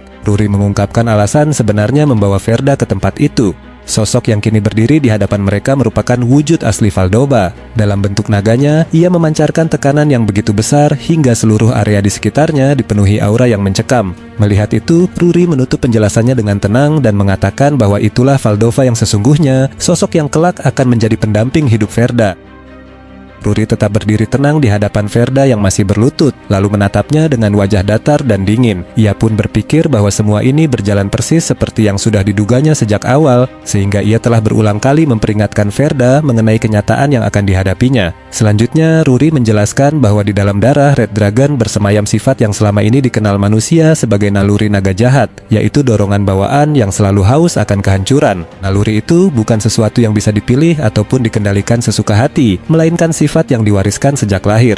Selama naluri tersebut tetap ada, pemiliknya akan terus terseret ke dalam pertikaian tanpa henti, sehingga sekuat apapun tekad seseorang, pada akhirnya itu tidak akan pernah cukup untuk melawannya. Melihat Verda masih terdiam, Ruri kembali mengatakan bahwa kini ia seharusnya sudah memahami apa artinya menjadi pendamping seekor naga. Menurutnya, manusia dan naga pada dasarnya tidak akan pernah benar-benar bisa hidup berdampingan, karena hubungan seperti itu hanya akan berakhir dengan penderitaan. Mengingat naluri seekor naga dan sifat manusia memang saling bertentangan. Setelah membiarkan kata-katanya meresap, Ruri menyimpulkan bahwa cepat atau lambat Valdova sendiri juga akan menyadari kenyataan tersebut, sehingga keinginan sang master untuk hidup bersama seorang manusia sejak awal hanyalah angan-angan yang mustahil terwujud.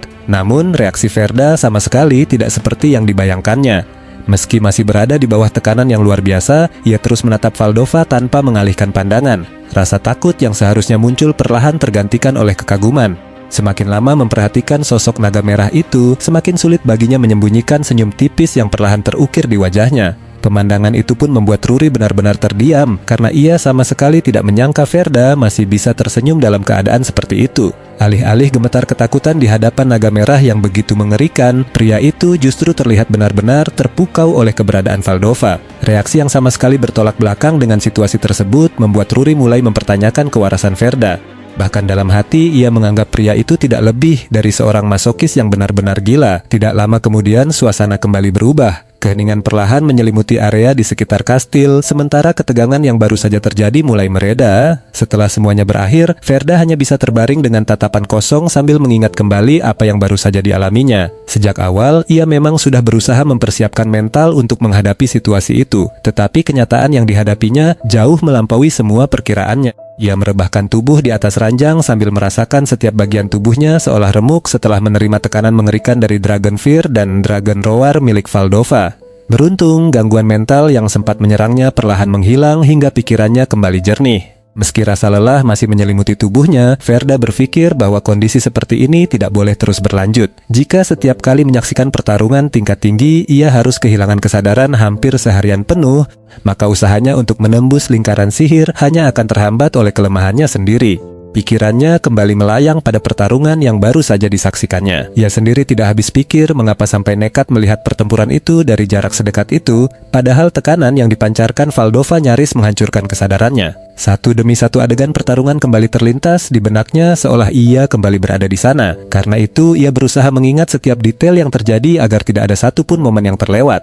Namun, semakin jelas ingatan itu muncul, semakin besar pula tekanan yang kembali menghantam pikirannya. Napas Verda mendadak tertahan ketika bayangan kekuatan Valdova kembali memenuhi kesadarannya.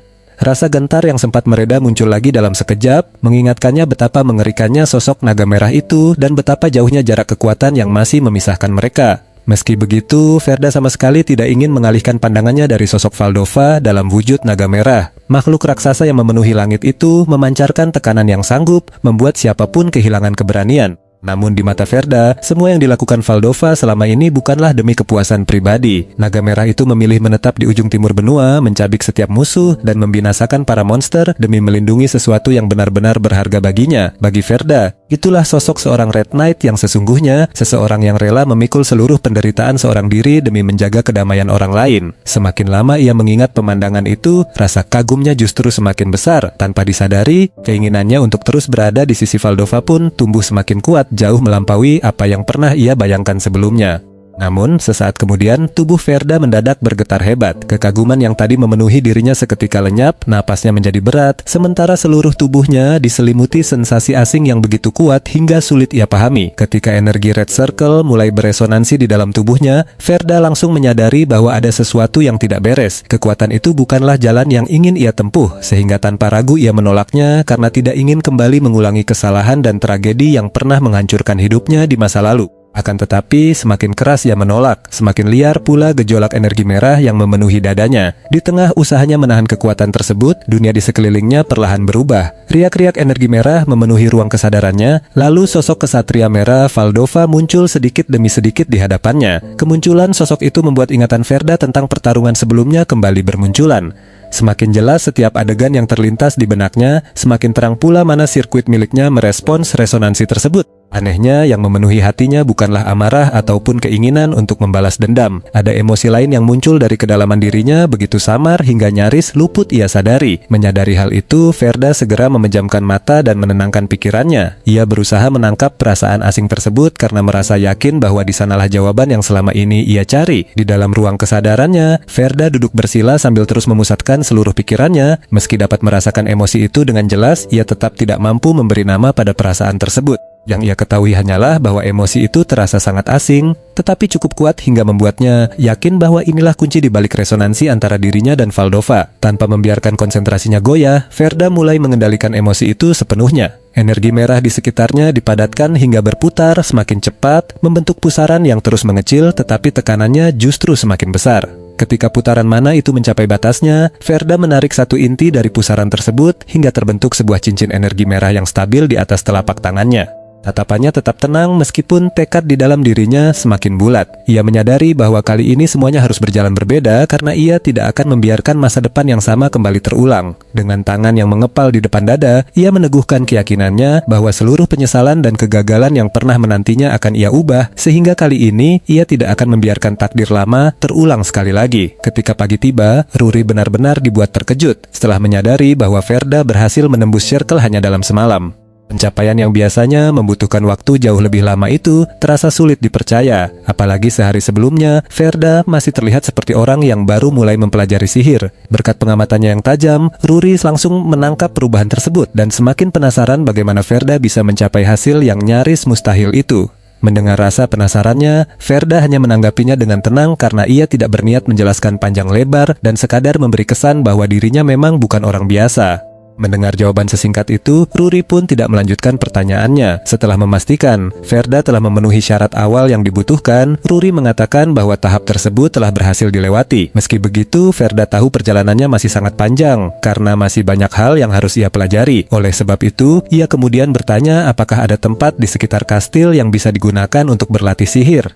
Mendengar permintaan tersebut, Ruri segera membawanya menuju sebuah area latihan terbuka yang telah disiapkan lengkap dengan beberapa sasaran tembak, lalu menjelaskan bahwa tempat itu memang bisa digunakan untuk melatih kemampuan sihir. Melihat semuanya telah dipersiapkan dengan baik, Verda mengangguk puas. Dalam hati, ia semakin yakin bahwa Ruri memang pantas menjadi satu-satunya pelayan Valdova, karena hanya dalam waktu setengah hari, gadis itu bahkan mampu menyiapkan area latihan seorang diri. Saat Ruri menjelaskan bahwa benda-benda di depannya hanyalah sasaran latihan biasa, bukan alat sihir yang mahal, Verda pun memahami tujuan sebenarnya. Ruri kemudian bertanya latihan seperti apa yang ingin ia lakukan, dan Verda menjelaskan bahwa ia ingin melatih kendali atas kekuatan sihirnya agar setiap mana yang digunakan dapat dimanfaatkan seefisien mungkin. Menurutnya, sihir yang besar sekalipun tidak akan banyak berarti apabila penggunanya tidak mampu mengendalikannya dengan baik. Mendengar penjelasan itu, Ruri justru merasa kebingungan dan mempertanyakan mengapa hal semacam itu masih perlu dilatih.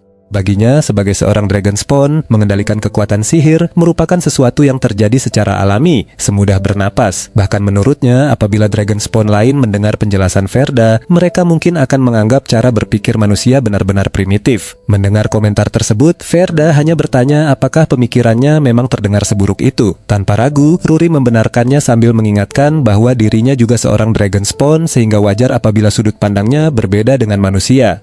Mendengar penjelasan itu, Verda hanya bisa menatapnya tanpa berkata apa-apa. Saat itulah ia kembali menyadari satu kenyataan bahwa makhluk yang sejak lahir telah dianugerahi bakat luar biasa memang tidak akan pernah benar-benar memahami arti kerja keras yang harus ditempuh manusia demi memperoleh kekuatan. Kemudian Ruri terus mengikuti Verda dengan sopan, lalu meminta izin untuk menyaksikan latihannya. Verda pun tidak keberatan dan mempersilakannya melihat apabila memang ingin. Bahkan, dengan nada santai, ia sempat menyindir bahwa latihan yang akan dilakukannya mungkin hanya terlihat seperti orang yang sedang bernapas.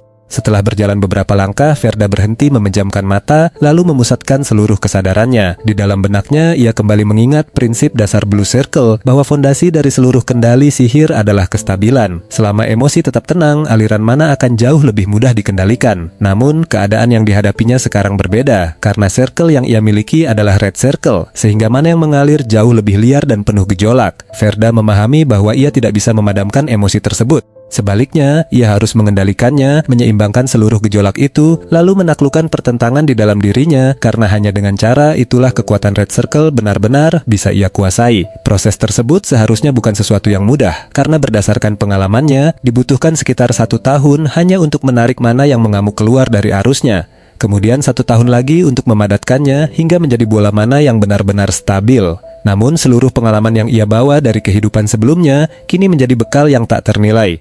Berkat pengalaman itu, Verda berhasil membangun kembali mana bullet, yaitu teknik yang dahulu baru bisa ia kuasai setelah melalui perjuangan panjang dan pengorbanan yang besar. Kali ini, seluruh proses tersebut selesai hanya dalam waktu sekitar 2 menit. Tak lama kemudian, sebuah bola mana berwarna merah perlahan terbentuk di ujung jarinya. Cahaya yang dipancarkannya tetap stabil tanpa sedikit pun gejolak, menjadi bukti bahwa kendali mana Verda telah mencapai tingkat presisi yang luar biasa, bahkan sejak percobaan pertamanya. Pemandangan itu membuat Ruri tidak mampu menyembunyikan keterkejutannya karena ia sama sekali tidak menyangka Verda dapat menciptakan Magic Sphere tanpa membuang sedikit pun mana, bahkan langsung mengendalikannya dengan sempurna hanya dalam sekali percobaan. Verda kemudian kembali memusatkan mana, dan bola mana merah yang semula hanya 1 perlahan bertambah menjadi 3 mana bullet yang melayang di sekeliling jarinya. Ketiganya berputar dengan stabil sambil menunggu perintah berikutnya, memperlihatkan bahwa ia mampu mengendalikan beberapa proyektil sekaligus tanpa kehilangan kendali. Sesaat kemudian, Verda mengarahkan tangannya ke sasaran latihan di kejauhan. Begitu mana dilepaskan, ketiga mana bullet itu melesat bersamaan meninggalkan jejak cahaya merah yang membelah udara. Dalam sekejap, seluruh proyektil menghantam sasaran secara bersamaan dan memicu ledakan besar yang menghancurkan target latihan hingga berkeping-keping. Di waktu yang sama, Ruri hanya bisa terdiam menyaksikan pemandangan itu.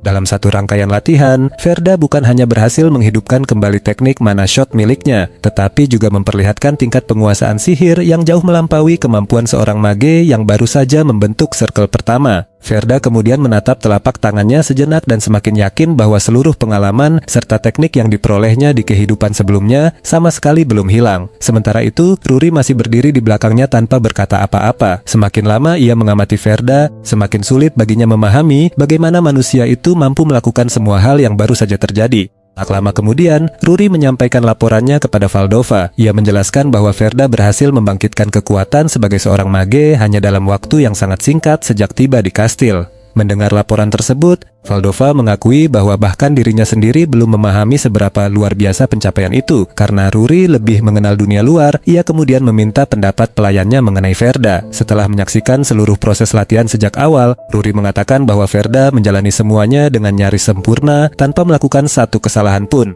Justru itulah yang membuatnya merasa ada sesuatu yang mencurigakan, karena menurutnya kesempurnaan semacam itu terasa tidak wajar dan bahkan berbahaya. Mendengar penjelasan tersebut, Valdova bertanya mengapa ia bisa sampai pada kesimpulan seperti itu. Dengan tenang, Ruri menjelaskan bahwa menurutnya mustahil seorang manusia mampu mencapai tingkat penguasaan seperti Verda tanpa melalui satupun kesalahan. Oleh karena itu, ia yakin Verda pasti sedang menyembunyikan sesuatu. Bahkan, dengan nada yang tetap datar, Ruri sampai menyamakan Verda dengan seorang mesum yang menikmati rasa sakit, yaitu seseorang yang tampak biasa di permukaan, tetapi menyembunyikan sifat aslinya dari orang lain. Mendengar penilaian Ruri yang begitu tinggi sekaligus penuh kewaspadaan, Valdova mulai menganggap Verda sebagai manusia yang memang tidak biasa.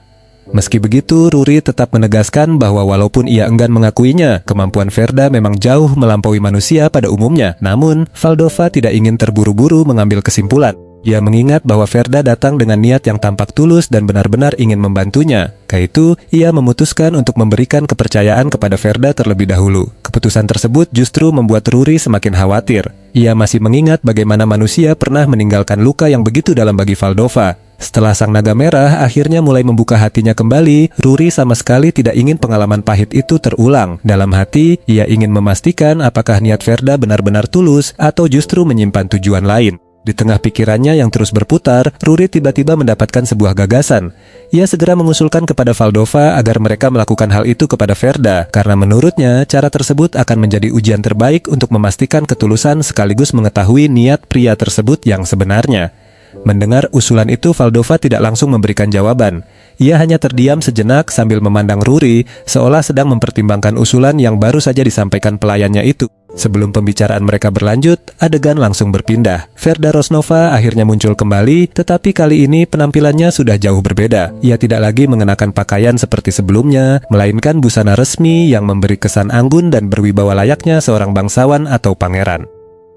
Adegan kemudian beralih ke ruang rapat Front Krismen Asosiasi di wilayah ujung timur. Para petinggi yang berkumpul di sana tampak kebingungan karena Grand Duchess tiba-tiba memanggil mereka di tengah situasi genting. Padahal serangan monster bisa datang kapan saja. Di tengah rasa heran itu, salah seorang dari mereka mengatakan bahwa alasan pertemuan tersebut berkaitan dengan tunangan baru yang telah dipilih oleh Grand Duchess. Mendengar penjelasan tersebut, suasana ruangan langsung berubah. Beberapa orang sulit mempercayainya karena bagi mereka pertunangan Grand Duchess sama saja dengan langkah menuju sebuah pernikahan. Tak lama kemudian, pembicaraan pun beralih pada identitas pria yang dimaksud. Mereka mengetahui bahwa tunangan tersebut adalah Verda Rosnova, putra ketiga keluarga Rosnova yang baru saja menginjak usia 18 tahun. Namun, alih-alih memberikan ucapan selamat, para petinggi justru mulai meremehkannya. Menurut mereka, Verda hanyalah seorang pemuda yang hampir menjadi raja karena dukungan Grand Duchess, bukan karena kemampuannya sendiri. Mereka bahkan menyebutnya sebagai bangsawan lemah yang dikenal cacat dan tidak sanggup mengangkat pedang.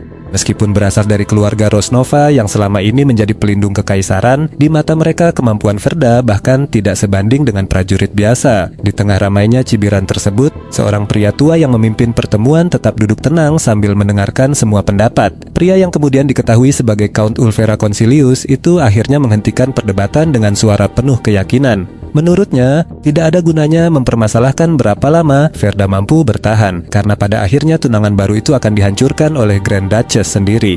Di saat yang sama, Verda telah memantapkan tekadnya sebelum memasuki ruang pertemuan tersebut. Pintu besar perlahan terbuka, lalu ia melangkah masuk dengan tenang mengenakan pakaian resmi yang jauh lebih rapi dan berwibawa daripada biasanya, sehingga penampilannya terlihat layaknya seorang bangsawan tinggi yang tengah menghadiri pertemuan penting. Di belakangnya, Ruri mengikuti dengan langkah tenang dan ekspresi datar seperti biasa.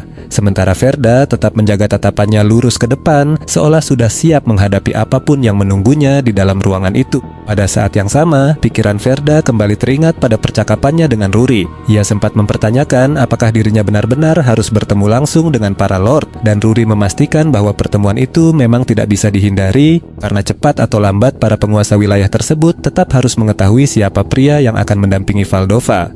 Setelah itu, Ruri menjelaskan alasan mengapa Valdova menyandang gelar Grand Duchess, sedangkan Verda yang seolah sudah mengetahui sebagian jawabannya hanya memberikan tanggapan singkat sambil tetap membolak-balik buku yang sedang dibacanya. Melihat reaksi Verda, Ruri pun melanjutkan penjelasannya dengan mengatakan bahwa pada masa lalu pernah muncul sumber dari seluruh kegelapan yang kemudian melahirkan Demon King. Sosok tersebut dikenal sebagai Black Dragon Godwyn, seekor naga hitam yang menjadi akar dari berbagai bencana besar di masa lalu. Ruri kemudian menjelaskan bahwa Valdova adalah orang yang berhasil mengalahkan dan membunuh Black Dragon tersebut. Berkat pencapaian luar biasa itu, kekaisaran menganugerahkan gelar Grand Duchess sekaligus menyerahkan seluruh wilayah timur ke bawah kekuasaannya. Meskipun telah memperoleh kehormatan sebesar itu, Valdova hampir tidak pernah memiliki waktu untuk mengurus pemerintahannya sendiri karena seluruh perhatiannya selalu tertuju pada garis depan, tempat ia terus membasmi monster yang datang dari tanah terkutuk demi melindungi wilayah kekaisaran. Oleh karena itu, berbagai urusan pemerintahan di wilayah timur beserta para lord yang berada di bawah kekuasaannya kini dipercayakan kepada Verda sebagai pria yang akan menjadi suami Valdova. Selanjutnya, Ruri mengatakan bahwa pembagian tugas mereka sebenarnya sangat sederhana. Valdova akan terus menghadapi ancaman dari luar, sedangkan Verda bertanggung jawab menjaga dan mengelola seluruh urusan di dalam wilayah tersebut. Mendengar penjelasan itu, Verda menyadari bahwa perannya memang lebih menyerupai seseorang yang menjaga wilayah ketika Valdova berada di medan perang. Pada saat yang sama, ia juga memahami bahwa kepercayaan Valdova kepadanya masih belum sepenuhnya utuh karena tanggung jawab yang diberikan sejauh ini masih sebatas mengurus wilayah. Meski begitu, Verda tidak mempermasalahkannya. Ia menerima tugas tersebut apa adanya, kemudian bersiap menemui para lord yang berada di bawah kekuasaan Valdova. Kembali ke masa sekarang, Verda berdiri di hadapan para bangsawan di dalam ruang pertemuan yang megah. Dengan tenang, ia memperkenalkan dirinya sebagai pria yang akan menjadi suami Grand Duchess Valdova, lalu langsung mengambil alih jalannya pertemuan. Tanpa membuang waktu, ia mengajukan sebuah pertanyaan kepada seluruh lord mengenai bagaimana mereka ingin diperlakukan olehnya. Ucapan pembuka yang sama sekali tidak biasa itu langsung menarik perhatian seluruh ruangan, sehingga sejak awal Verda sudah menunjukkan bahwa dirinya tidak berniat mengikuti alur pertemuan seperti yang mereka harapkan. Karena itu, para lord mulai menyadari bahwa begitu pemuda tersebut berbicara, hubungan di antara mereka akan segera ditentukan. Tak lama kemudian, Count Ulfera angkat bicara mewakili para bangsawan yang hadir. Ia mengatakan bahwa mereka adalah para penguasa wilayah yang telah lama mengabdi di bawah naungan Grand Duchess.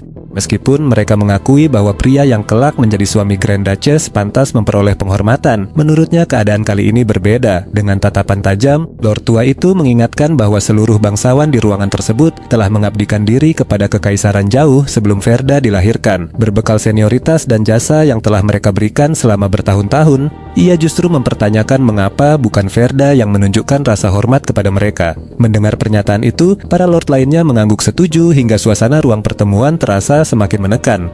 Meski demikian, Verda tetap berdiri tenang tanpa sedikit pun terlihat terintimidasi. Dengan nada datar, ia justru mengembalikan pertanyaan tersebut kepada mereka sambil meminta jawaban yang jelas mengenai apakah dirinya memang harus menghormati mereka atau justru memiliki hak untuk memandang rendah mereka. Ruangan itu seketika menjadi sunyi dan Count Ulfera yang sebelumnya begitu percaya diri mendadak kehilangan kata-kata karena tidak menyangka akan mendapat pertanyaan setegas itu. Setelah terdiam beberapa saat, pria berjanggut putih tersebut akhirnya mengakui bahwa hanya pendamping Grand Duchess yang berhak memandang rendah mereka.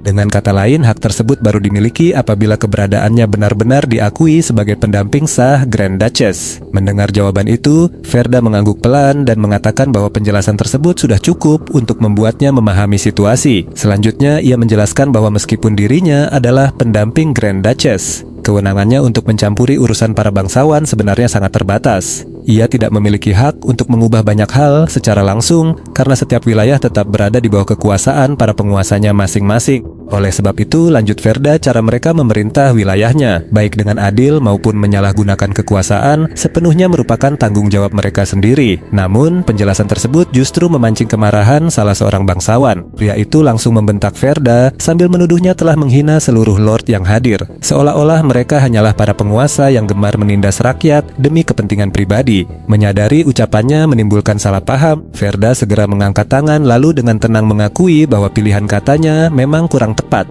Ia mengatakan bahwa dirinya sama sekali tidak bermaksud menghina siapapun dan menjelaskan bahwa semua itu murni merupakan kekeliruan dalam penyampaian. Sayangnya, penjelasan tersebut sama sekali tidak meredakan amarah lawannya. Bangsawan itu justru semakin gencar menyerang Verda dengan kata-kata yang lebih tajam. Ia mengatakan bahwa kini dirinya mengerti mengapa Verda sampai ditelantarkan oleh keluarganya sendiri. Mendengar hinaan itu, ekspresi Verda seketika berubah dan untuk sesaat ia hanya terdiam ketika masa lalunya diungkit di hadapan semua orang. Tanpa memberi kesempatan kepada Verda untuk membalas, bangsawan tersebut terus melanjutkan hinaannya dengan mengatakan bahwa setelah dibuang oleh keluarga, Verda mencoba menempuh jalan sebagai seorang mage, tetapi tetap tidak memahami tata krama. Bahkan menurutnya, Verda seharusnya tahu cara menghormati orang-orang yang memiliki kedudukan lebih tinggi, terlebih karena saat ini statusnya masih sebatas tunangan Grand Duchess. Di mata bangsawan itu, Verda sama sekali belum pantas bersikap seolah berada di atas seorang Mage Circle keempat. Verda pun hanya menatap penyihir circle keempat tersebut dengan tenang, lalu mengatakan bahwa tingkat kekuatan seperti itu masih tergolong biasa. Ucapan santainya langsung membuat lawannya tidak percaya karena bagi seorang mage,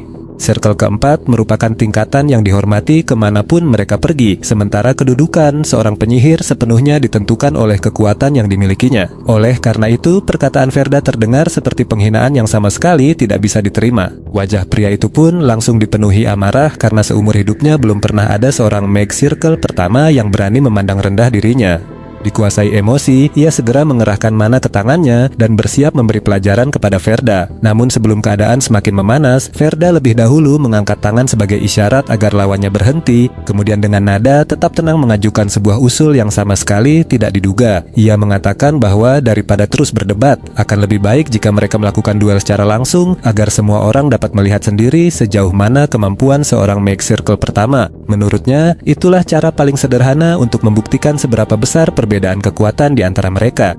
Duel antara mage circle pertama melawan mage circle keempat pun akhirnya dimulai. Hampir semua orang sudah menganggap hasil pertarungan itu tidak perlu dipertanyakan lagi karena di mata mereka kemenangan pasti akan menjadi milik penyihir yang memiliki tingkat kekuatan jauh lebih tinggi. Bahkan di antara para penonton sudah ada yang diam-diam berharap Verda benar kalah karena jika itu terjadi, rencana yang telah mereka siapkan diyakini akan berjalan tanpa hambatan. Di tengah berbagai dugaan tersebut, Ruri justru tetap diam. Ketika seseorang bertanya apakah Thessalos benar-benar akan bertarung dengan sungguh-sungguh melawan Verda, ia tidak memberikan jawaban sedikit pun dan hanya mengarahkan tatapannya ke arena, seolah memilih menunggu hasil pertarungan daripada ikut berkomentar. Tak lama kemudian, kedua peserta sudah berdiri saling berhadapan di tengah arena. Bisik-bisik para penonton perlahan menghilang ketika seluruh perhatian tertuju kepada mereka. Verda menjadi orang pertama yang memecah keheningan dengan menanyakan jenis sihir yang akan digunakan Thessalos, seolah ingin mengetahui kemampuan lawannya sebelum pertarungan dimulai.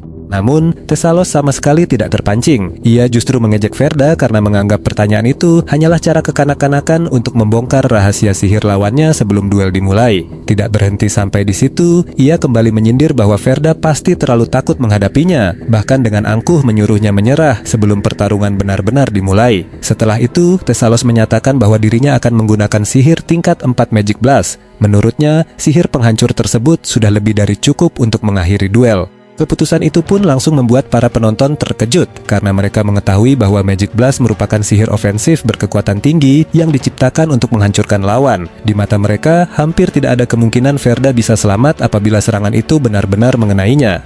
Meski begitu, Verda tetap terlihat tenang. Sambil menatap Thessalos, ia mengatakan bahwa dirinya juga memiliki sesuatu yang ingin diperlihatkan. Namun, alih-alih mengeluarkan sihir tingkat tinggi, ia justru mengaku hanya mampu menggunakan mana shot. Mendengar jawaban tersebut, Thessalos sempat terdiam sebelum akhirnya tertawa meremehkan. Baginya, mana shot hanyalah sihir dasar yang mustahil bisa mengalahkan Magic Blast, sehingga ia sama sekali tidak percaya ada orang yang mampu menghadapi sihir tingkat 4 hanya dengan teknik sesederhana itu. Di sisi lain, tekad Verda tidak sedikit pun goyah. Dalam hati, ia sudah memastikan bahwa dirinya tidak akan kalah. Ia bahkan mengatakan bahwa kebetulan dirinya mengetahui banyak hal yang tidak diketahui orang lain. Mendengar ucapan itu, emosi Thessalos makin memuncak dan wajahnya memerah karena merasa direndahkan. Tanpa membuang waktu lagi, ia segera memusatkan mana dan mulai merapal mantra. Output sihirnya meningkat drastis hingga sebuah lingkaran sihir raksasa terbentuk di atas arena. Bersamaan dengan itu, Thessalos mengancam akan menghanguskan Verda hingga menjadi abu, sementara tekanan sihir yang luar biasa langsung menyelimuti seluruh medan pertarungan. Melihat besarnya kekuatan yang dilepaskan lawannya, Verda segera memahami apa yang sedang terjadi.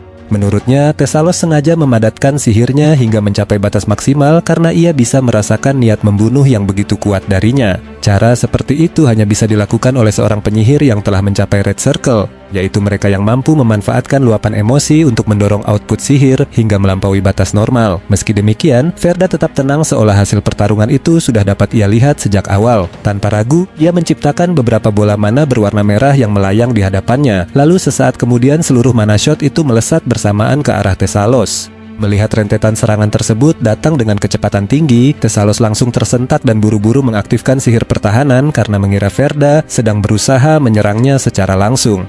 Namun pada detik berikutnya wajahnya dipenuhi kebingungan ketika bola-bola mana itu sama sekali tidak mengarah ke tubuhnya, melainkan melintas di sampingnya. Baru saat itulah Thessalos menyadari tujuan sebenarnya dari serangan Verda. Sejak awal, target Verda bukanlah dirinya, melainkan seluruh mana shot itu diarahkan tepat ke Magic Circle yang menopang sihir Magic Blast. Kesadaran tersebut membuat ekspresi Thessalos langsung berubah. Sebelum sempat melakukan apapun, ledakan energi merah sudah lebih dahulu menghantam Magic Circle miliknya. Retakan-retakan segera menjalar ke seluruh lingkaran sihir, disusul kilatan cahaya yang memenuhi arena, hingga akhirnya struktur sihir tersebut hancur berkeping-keping tepat di depan matanya. Pemandangan itu membuat Thessalos benar-benar tercengang karena ia tahu bahwa menghancurkan Magic Circle milik penyihir lain bukanlah sesuatu yang bisa dilakukan dengan mudah. Terlebih lagi, semua itu dilakukan oleh seorang Magic Circle pertama. Semakin ia mencoba memahami apa yang baru saja terjadi, semakin mustahil semuanya terasa. Bahkan dirinya sendiri tidak mampu menghancurkan Magic Circle milik penyihir lain dengan cara seperti itu. Namun, Verda berhasil melakukannya hanya dengan mana shot, sihir dasar yang sejak tadi ia remehkan. Tak lama kemudian, kedua lututnya jatuh menyentuh tanah. Napasnya memburu, sementara tangannya bergetar tanpa mampu ia kendalikan. Kekalahan yang sama sekali tidak pernah ia bayangkan akhirnya menjadi kenyataan. Selama beberapa saat, ia hanya terdiam menatap lantai sambil terus mengulang dalam benaknya satu kenyataan yang sulit diterima, yaitu bahwa dirinya benar-benar telah kalah. Setelah itu, Verda melangkah mendekati Thessalos dengan tenang. Tanpa sedikit pun menunjukkan sikap merendahkan, ia justru memberikan kesempatan kepada lawannya untuk menentukan pilihannya sendiri. Apakah Thessalos akan mengakui kekalahannya atau tetap bersikeras melanjutkan pertarungan? Pertanyaan sederhana itu membuatnya perlahan mengangkat kepala. Wajahnya masih dipenuhi keterkejutan dan keputusasaan, tetapi setelah bergulat dengan harga dirinya sendiri, sorot matanya mulai berubah. Air mata perlahan menggenang ketika akhirnya ia menerima kenyataan yang begitu pahit. Demi menjadi lebih kuat, Thessalos memilih menanggalkan seluruh kesombongannya. Lalu di hadapan semua orang ia mengakui kekalahannya secara terbuka. Bahkan ia menyatakan bahwa dirinya bersedia melakukan apapun selama hal itu dapat membuatnya berkembang dan memperoleh kekuatan yang lebih besar. Pengakuan tersebut langsung mengguncang seluruh arena. Para penonton benar-benar tidak percaya dengan hasil duel yang baru saja mereka saksikan karena seorang Mage Circle keempat ternyata dikalahkan oleh Mage Circle pertama. Meskipun telah melihatnya dengan mata kepala sendiri, banyak di antara mereka yang masih kesulitan menerima kenyataan tersebut. Mendengar bisik-bisik yang masih dipenuhi keraguan, Ruri akhirnya angkat bicara. Dengan nada datar yang khas, ia melontarkan sindiran tajam dan mengatakan bahwa jika setelah menyaksikan semuanya secara langsung, masih ada yang meragukan kemampuan calon suami Valdova, maka orang itu jelas tidak layak memiliki sepasang mata. Sesaat kemudian, suasana perlahan berubah ketika Thessalos menundukkan kepalanya dengan penuh hormat. Setelah menyaksikan sendiri kemampuan Verda, ia mengakui bahwa dunia ternyata jauh lebih luas daripada yang selama ini ia bayangkan. Mendengar pengakuan itu, Verda tidak menunjukkan sedikit pun sikap tinggi hati. Sebaliknya, ia mengatakan bahwa dirinya juga tidak pernah membayangkan bisa bertemu penyihir sekuat Thessalos. Bahkan, jika lawannya bergerak sedikit lebih cepat tadi, Verda yakin keadaan bisa saja berbalik dan dirinya berada dalam bahaya. Karena telah melihat sendiri kemampuan para penyihir di pasukan timur, Verda akhirnya merasa jauh lebih tenang. Mendengar jawaban itu, Thessalos hanya tertawa kecil sambil mengatakan bahwa nasib buruk yang pernah menimpanya justru berubah menjadi sebuah keberuntungan.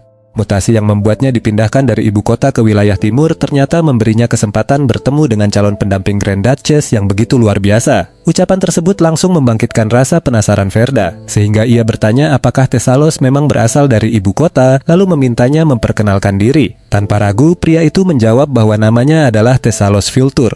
Begitu nama tersebut terdengar, ekspresi Verda langsung berubah karena nama itu terasa sangat familiar, seolah membangkitkan kenangan yang masih tersimpan jelas di benaknya. Reaksi itu membuat Thessalos ikut kebingungan karena ia sama sekali tidak merasa pernah bertemu Verda sebelumnya. Sementara itu, Verda terus menatapnya dalam diam hingga sorot matanya perlahan berubah dingin ketika akhirnya memastikan satu hal. Di kehidupan sebelumnya, Thessalos Vultur bukanlah orang asing baginya karena pria itulah yang pernah menjadi sponsornya. Kesadaran itu membuat Thessalos benar-benar terpaku karena sama sekali tidak memahami bagaimana Verda bisa mengenalnya. Namun sebelum sempat mengucapkan apapun, Verda tiba-tiba mengangkat satu jari ke arahnya.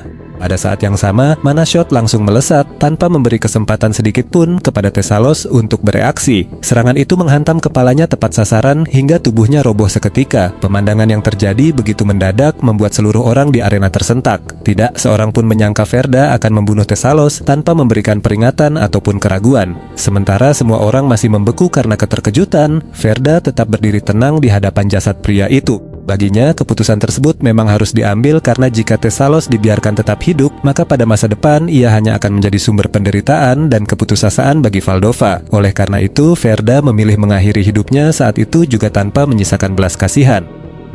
Verda tetap berdiri tenang di hadapan jasad Thessalos yang sudah tergeletak tak bernyawa, sementara arena duel seketika diselimuti keheningan yang mencekam. Tidak seorang pun menyangka pertarungan itu benar-benar berakhir dengan kematian seorang bangsawan. Semua orang hanya bisa terpaku karena mereka sadar duel memang telah usai. Tetapi Verda sudah lebih dahulu menghabisi lawannya sebelum siapapun sempat menghentikannya. Di mata para penonton, peristiwa itu tidak lagi sekadar kemenangan dalam duel, melainkan telah berubah menjadi pembunuhan terhadap seorang bangsawan. Di tengah kepanikan dan tatapan penuh keterkejutan, Verda justru mengangkat kepalanya dengan tenang. Ia memandang orang-orang yang masih terdiam, lalu mempertanyakan mengapa mereka bereaksi sedemikian besar, seolah semua itu hanya karena korbannya adalah Thessalos. Tanpa sedikit pun menunjukkan penyesalan, Verda menegaskan bahwa pria itu memang pantas mati. Menurutnya, membiarkan Thessalos tetap hidup hanya akan membawa kesedihan bagi Grand Duchess Valdova. Ucapan tersebut membuat seluruh saksi semakin terguncang, dan mereka mulai bertanya-tanya apakah tindakan Verda benar-benar merupakan kehendak Grand Duchess. Karena hanya itulah satu-satunya penjelasan yang terpikirkan oleh mereka atas keberaniannya membunuh seorang bangsawan secara terang-terangan.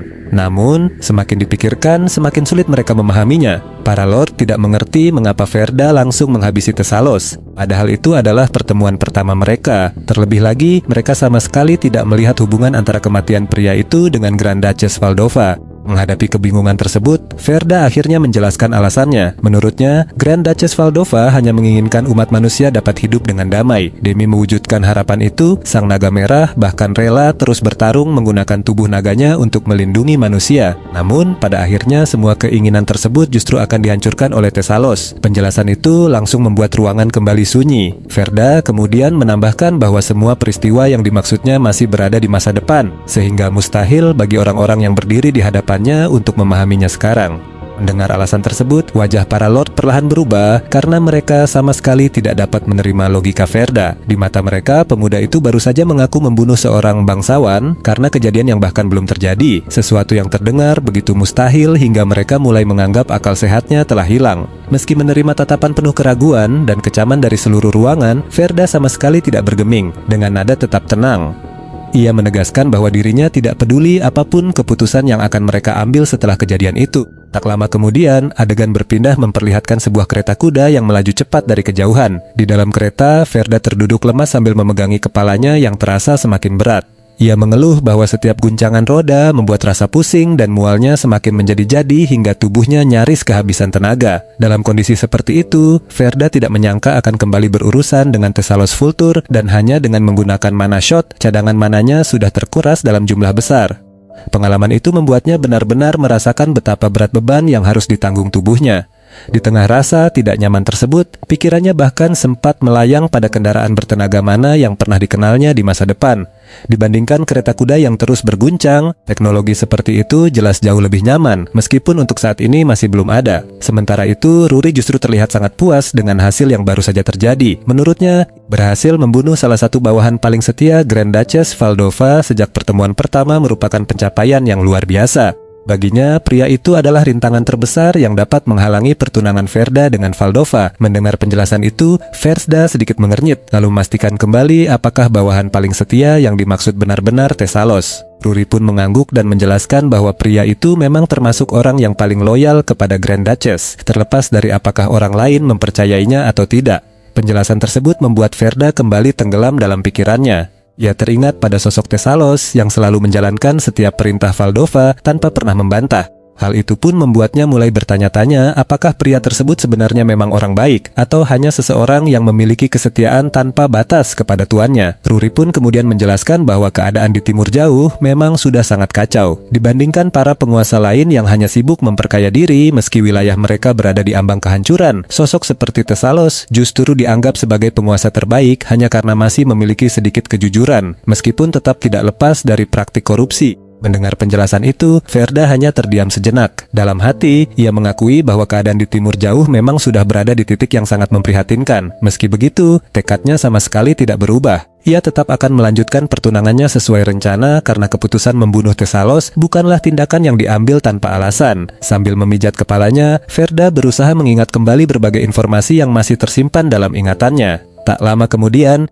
pandangannya tertuju pada sebuah kantong yang dibawa Ruri, sehingga seketika sebuah kemungkinan kembali terlintas di benaknya. Jika ingatannya tidak keliru, seharusnya hingga saat ini Thessalos masih terus melakukan berbagai kejahatan besar. Pemikiran itu semakin menguatkan keyakinannya bahwa keputusan yang baru saja diambil memang memiliki alasan yang jelas. Tak lama kemudian, perjalanan mereka berakhir di kastel keluarga Vultur. Seorang kepala pelayan segera menyambut kedatangan mereka dengan penuh hormat sambil mengatakan bahwa menerima tamu dari kastel Grand Duchess merupakan sebuah kehormatan bagi keluarga Vultur. Namun, suasana langsung berubah canggung ketika ia menjelaskan bahwa sang tuan sedang berada di luar karena suatu urusan. Mendengar itu, Verda hanya menanggapinya dengan santai sambil mengatakan bahwa orang yang dimaksud sudah mati sehingga tidak ada lagi yang perlu dibahas. Jawaban tersebut pun membuat kepala pelayan terdiam karena ia sama sekali tidak menyangka akan mendengar kabar seperti itu. Di sisi lain, Ruri memanggil seorang pelayan tua dan memerintahkannya mengambil sebuah karung besar. Setelah itu, ia menyuruh pelayan tersebut menggantung karung itu di tempat yang paling mudah terlihat di seluruh kastel. Meski kebingungan dan tidak mengetahui isi karung tersebut, pelayan tua itu tetap menjalankan perintahnya. Namun, ketika ikatan karung sedikit terbuka, langkahnya langsung terhenti. Wajahnya seketika kehilangan warna setelah melihat isi di dalamnya, lalu tak lama kemudian jeritan ketakutan pun menggema ke seluruh penjuru kastel. Beberapa saat kemudian, perhatian beralih ke kamar pribadi Thessalos yang kini terasa sunyi. Ruri lalu mengingatkan Verda bahwa setelah membunuh salah satu bawahan paling setia masternya, ia harus menemukan bukti yang benar-benar kuat jika ingin membuktikan bahwa Thessalos memang pantas menerima nasib tersebut. Mendengar itu, Verda menatap Ruri dengan heran sambil mempertanyakan mengapa gadis itu hanya berdiri diam tanpa membantu. Padahal sebelumnya justru Ruri sendiri yang tanpa ragu memenggal kepala Thessalos. Ruri pun menanggapinya dengan nada dingin dan bahkan mengaku sempat mempertimbangkan untuk mengirim kepala Verda demi membatalkan pertunangan tersebut. Meski mendapat jawaban seperti itu, Verda tidak lagi memperdebatkannya dan ia langsung mulai menggeledah seluruh ruangan. Beberapa saat kemudian, usahanya membuahkan hasil ketika ia menemukan sesuatu yang disembunyikan tepat di bawah tempat tidur Thessalos. Verda kemudian memeriksa bagian lantai yang terasa mencurigakan. Setelah menemukan petunjuk adanya ruang tersembunyi, Ruri segera memintanya menyingkir agar tidak terkena dampaknya. Tanpa membuang waktu, Ruri menghantam lantai itu dengan kekuatan penuh hingga retakan langsung menjalar ke segala arah dan lapisan penutupnya pun runtuh, memperlihatkan sebuah lorong rahasia yang mengarah menuju ruang bawah tanah. Setelah jalur tersembunyi itu akhirnya terbuka, Verda dan Ruri segera turun untuk memeriksanya. Namun, semakin jauh mereka melangkah, suasana di bawah tanah justru terasa semakin mencekam. Bau darah yang sangat pekat memenuhi udara hingga keduanya refleks menutup hidung karena aroma menyengat itu begitu kuat, seolah menjadi pertanda bahwa Thessalos telah menyembunyikan sesuatu yang jauh lebih mengerikan di bawah kastilnya. Tak lama kemudian, mereka tiba di ujung lorong dan mendapati sebuah laboratorium rahasia yang selama ini tersembunyi jauh di bawah kastil. Hanya dengan sekali pandang, Verda dan Ruri langsung menyadari bahwa tempat itu bukan sekadar ruang bawah tanah biasa karena berbagai peralatan eksperimen, noda darah yang telah mengering, serta jejak penelitian yang mengerikan memenuhi setiap sudut ruangan. Pemandangan tersebut memperjelas bahwa banyak tindakan keji pernah dilakukan di sana, sehingga penemuan itu menjadi bukti penting yang mengungkap rahasia besar yang selama ini disembunyikan Thessalos. Dari berbagai catatan dan bekas penelitian yang mereka temukan, seluruh petunjuk mengarah pada satu kelompok yang dikenal sebagai pengikut demon, yaitu orang-orang yang rela meninggalkan kemanusiaan demi memperoleh kekuatan demonik. Di antara kelompok itu tercantum satu nama yang membuat semuanya semakin jelas, yaitu Thessalos Vultur, seorang dark mage sekaligus necromancer. Bukti-bukti yang tersisa menunjukkan bahwa penelitian yang dilakukannya telah jauh melampaui batas kewarasan karena ia bukan hanya menciptakan monster, tetapi juga menggabungkan bagian tubuh manusia dengan berbagai makhluk mengerikan demi melahirkan eksperimen baru. Saat menyelidiki lebih jauh, Verda dan Ruri menemukan kenyataan yang jauh lebih mengejutkan karena korban eksperimen tersebut ternyata adalah para prajurit. Tubuh mereka telah dimutilasi dan dijadikan bahan penelitian tanpa menyisakan sedikit pun martabat sebagai manusia, sehingga pemandangan itu menjadi bukti bahwa pelaku di balik semua ini benar-benar telah kehilangan sisi kemanusiaannya. Melihat kenyataan tersebut, kemarahan Ruri semakin sulit dibendung. Tatapannya berubah tajam dan dipenuhi rasa jijik serta muak terhadap seluruh isi laboratorium itu.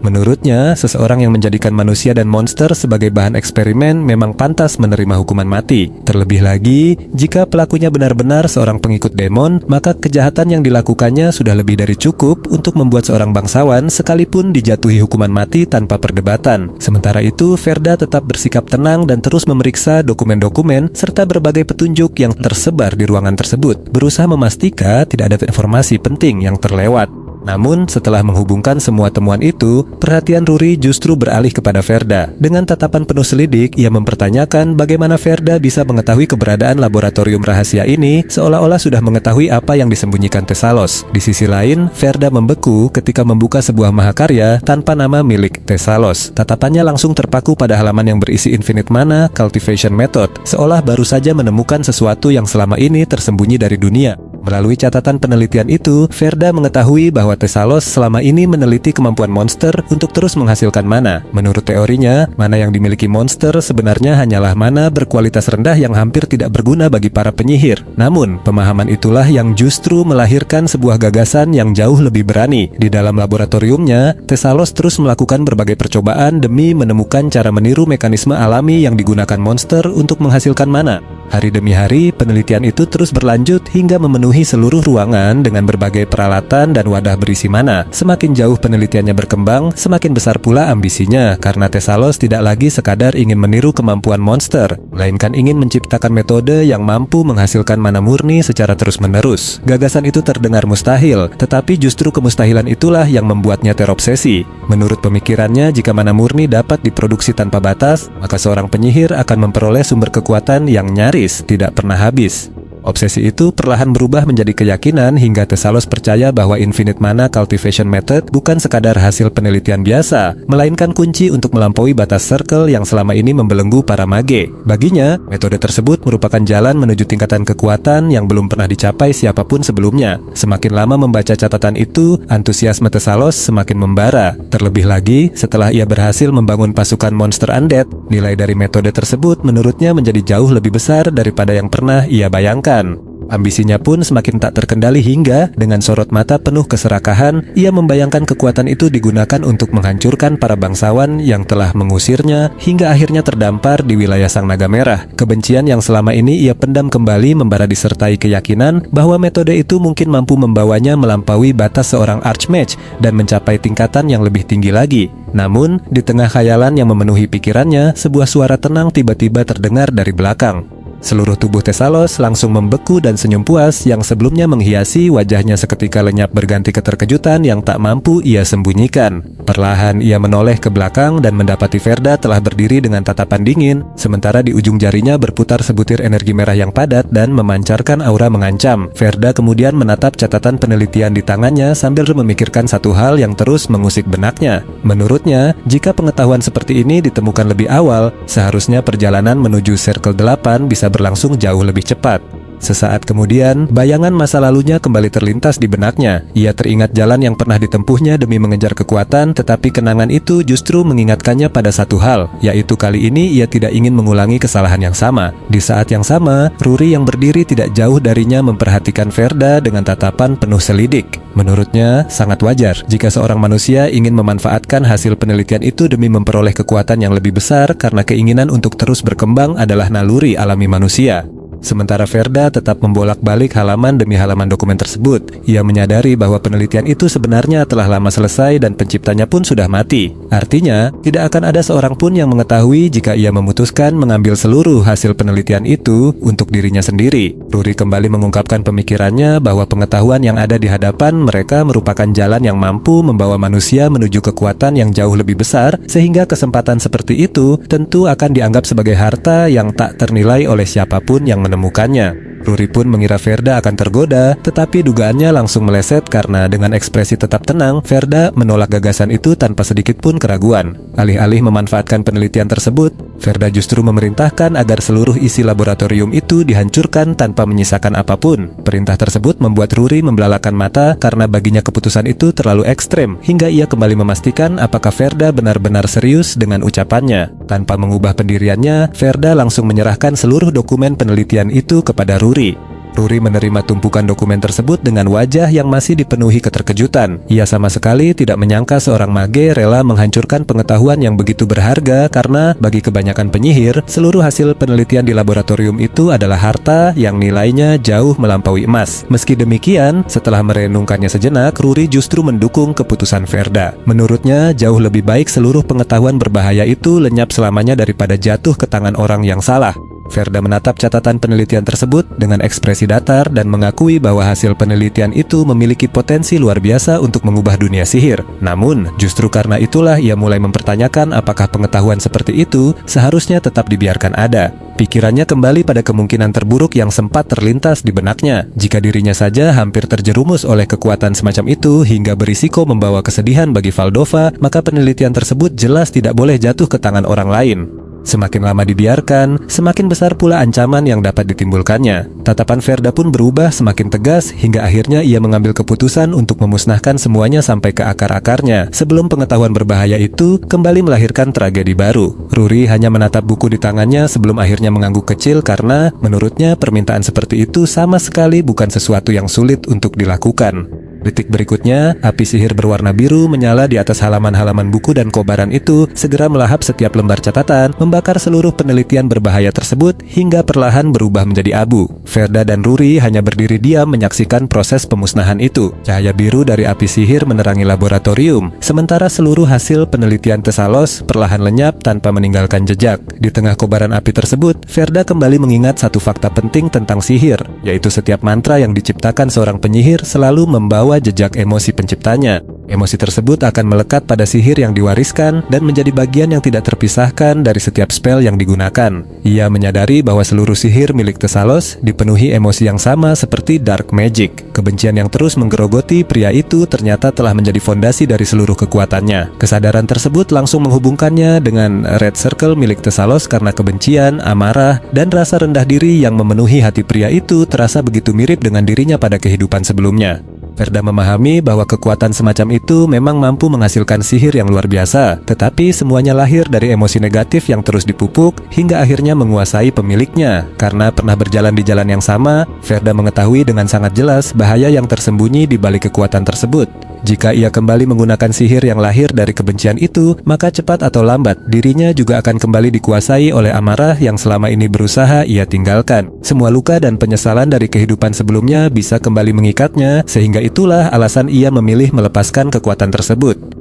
Ia tidak ingin kembali menjadi seseorang yang hanya mampu bertahan hidup dengan membenci dunia karena sosok dirinya di masa lalu yang terus memelihara kebencian demi memperoleh kekuatan adalah masa lalu yang telah ia putuskan untuk tinggalkan selamanya. Sesaat kemudian, beban yang selama ini menyesakkan dadanya perlahan menghilang. Verda meletakkan telapak tangannya di dada sambil merasakan perubahan itu secara langsung. Untuk pertama kalinya setelah sekian lama, dadanya terasa jauh lebih ringan sehingga tanpa sadar ia mengembuskan napas panjang, seolah seluruh tekanan yang selama ini membebaninya ikut lenyap bersama abu hasil penelitian tersebut. Di tengah kobaran api biru yang masih menyala di belakangnya, wajah Verda tampak jauh lebih tenang. Keputusan untuk melepaskan sumber kebencian itu ternyata memberinya rasa lega yang bahkan tidak pernah ia bayangkan sebelumnya. Sementara itu, Ruri hanya berdiri di sampingnya dengan tatapan penuh keheranan.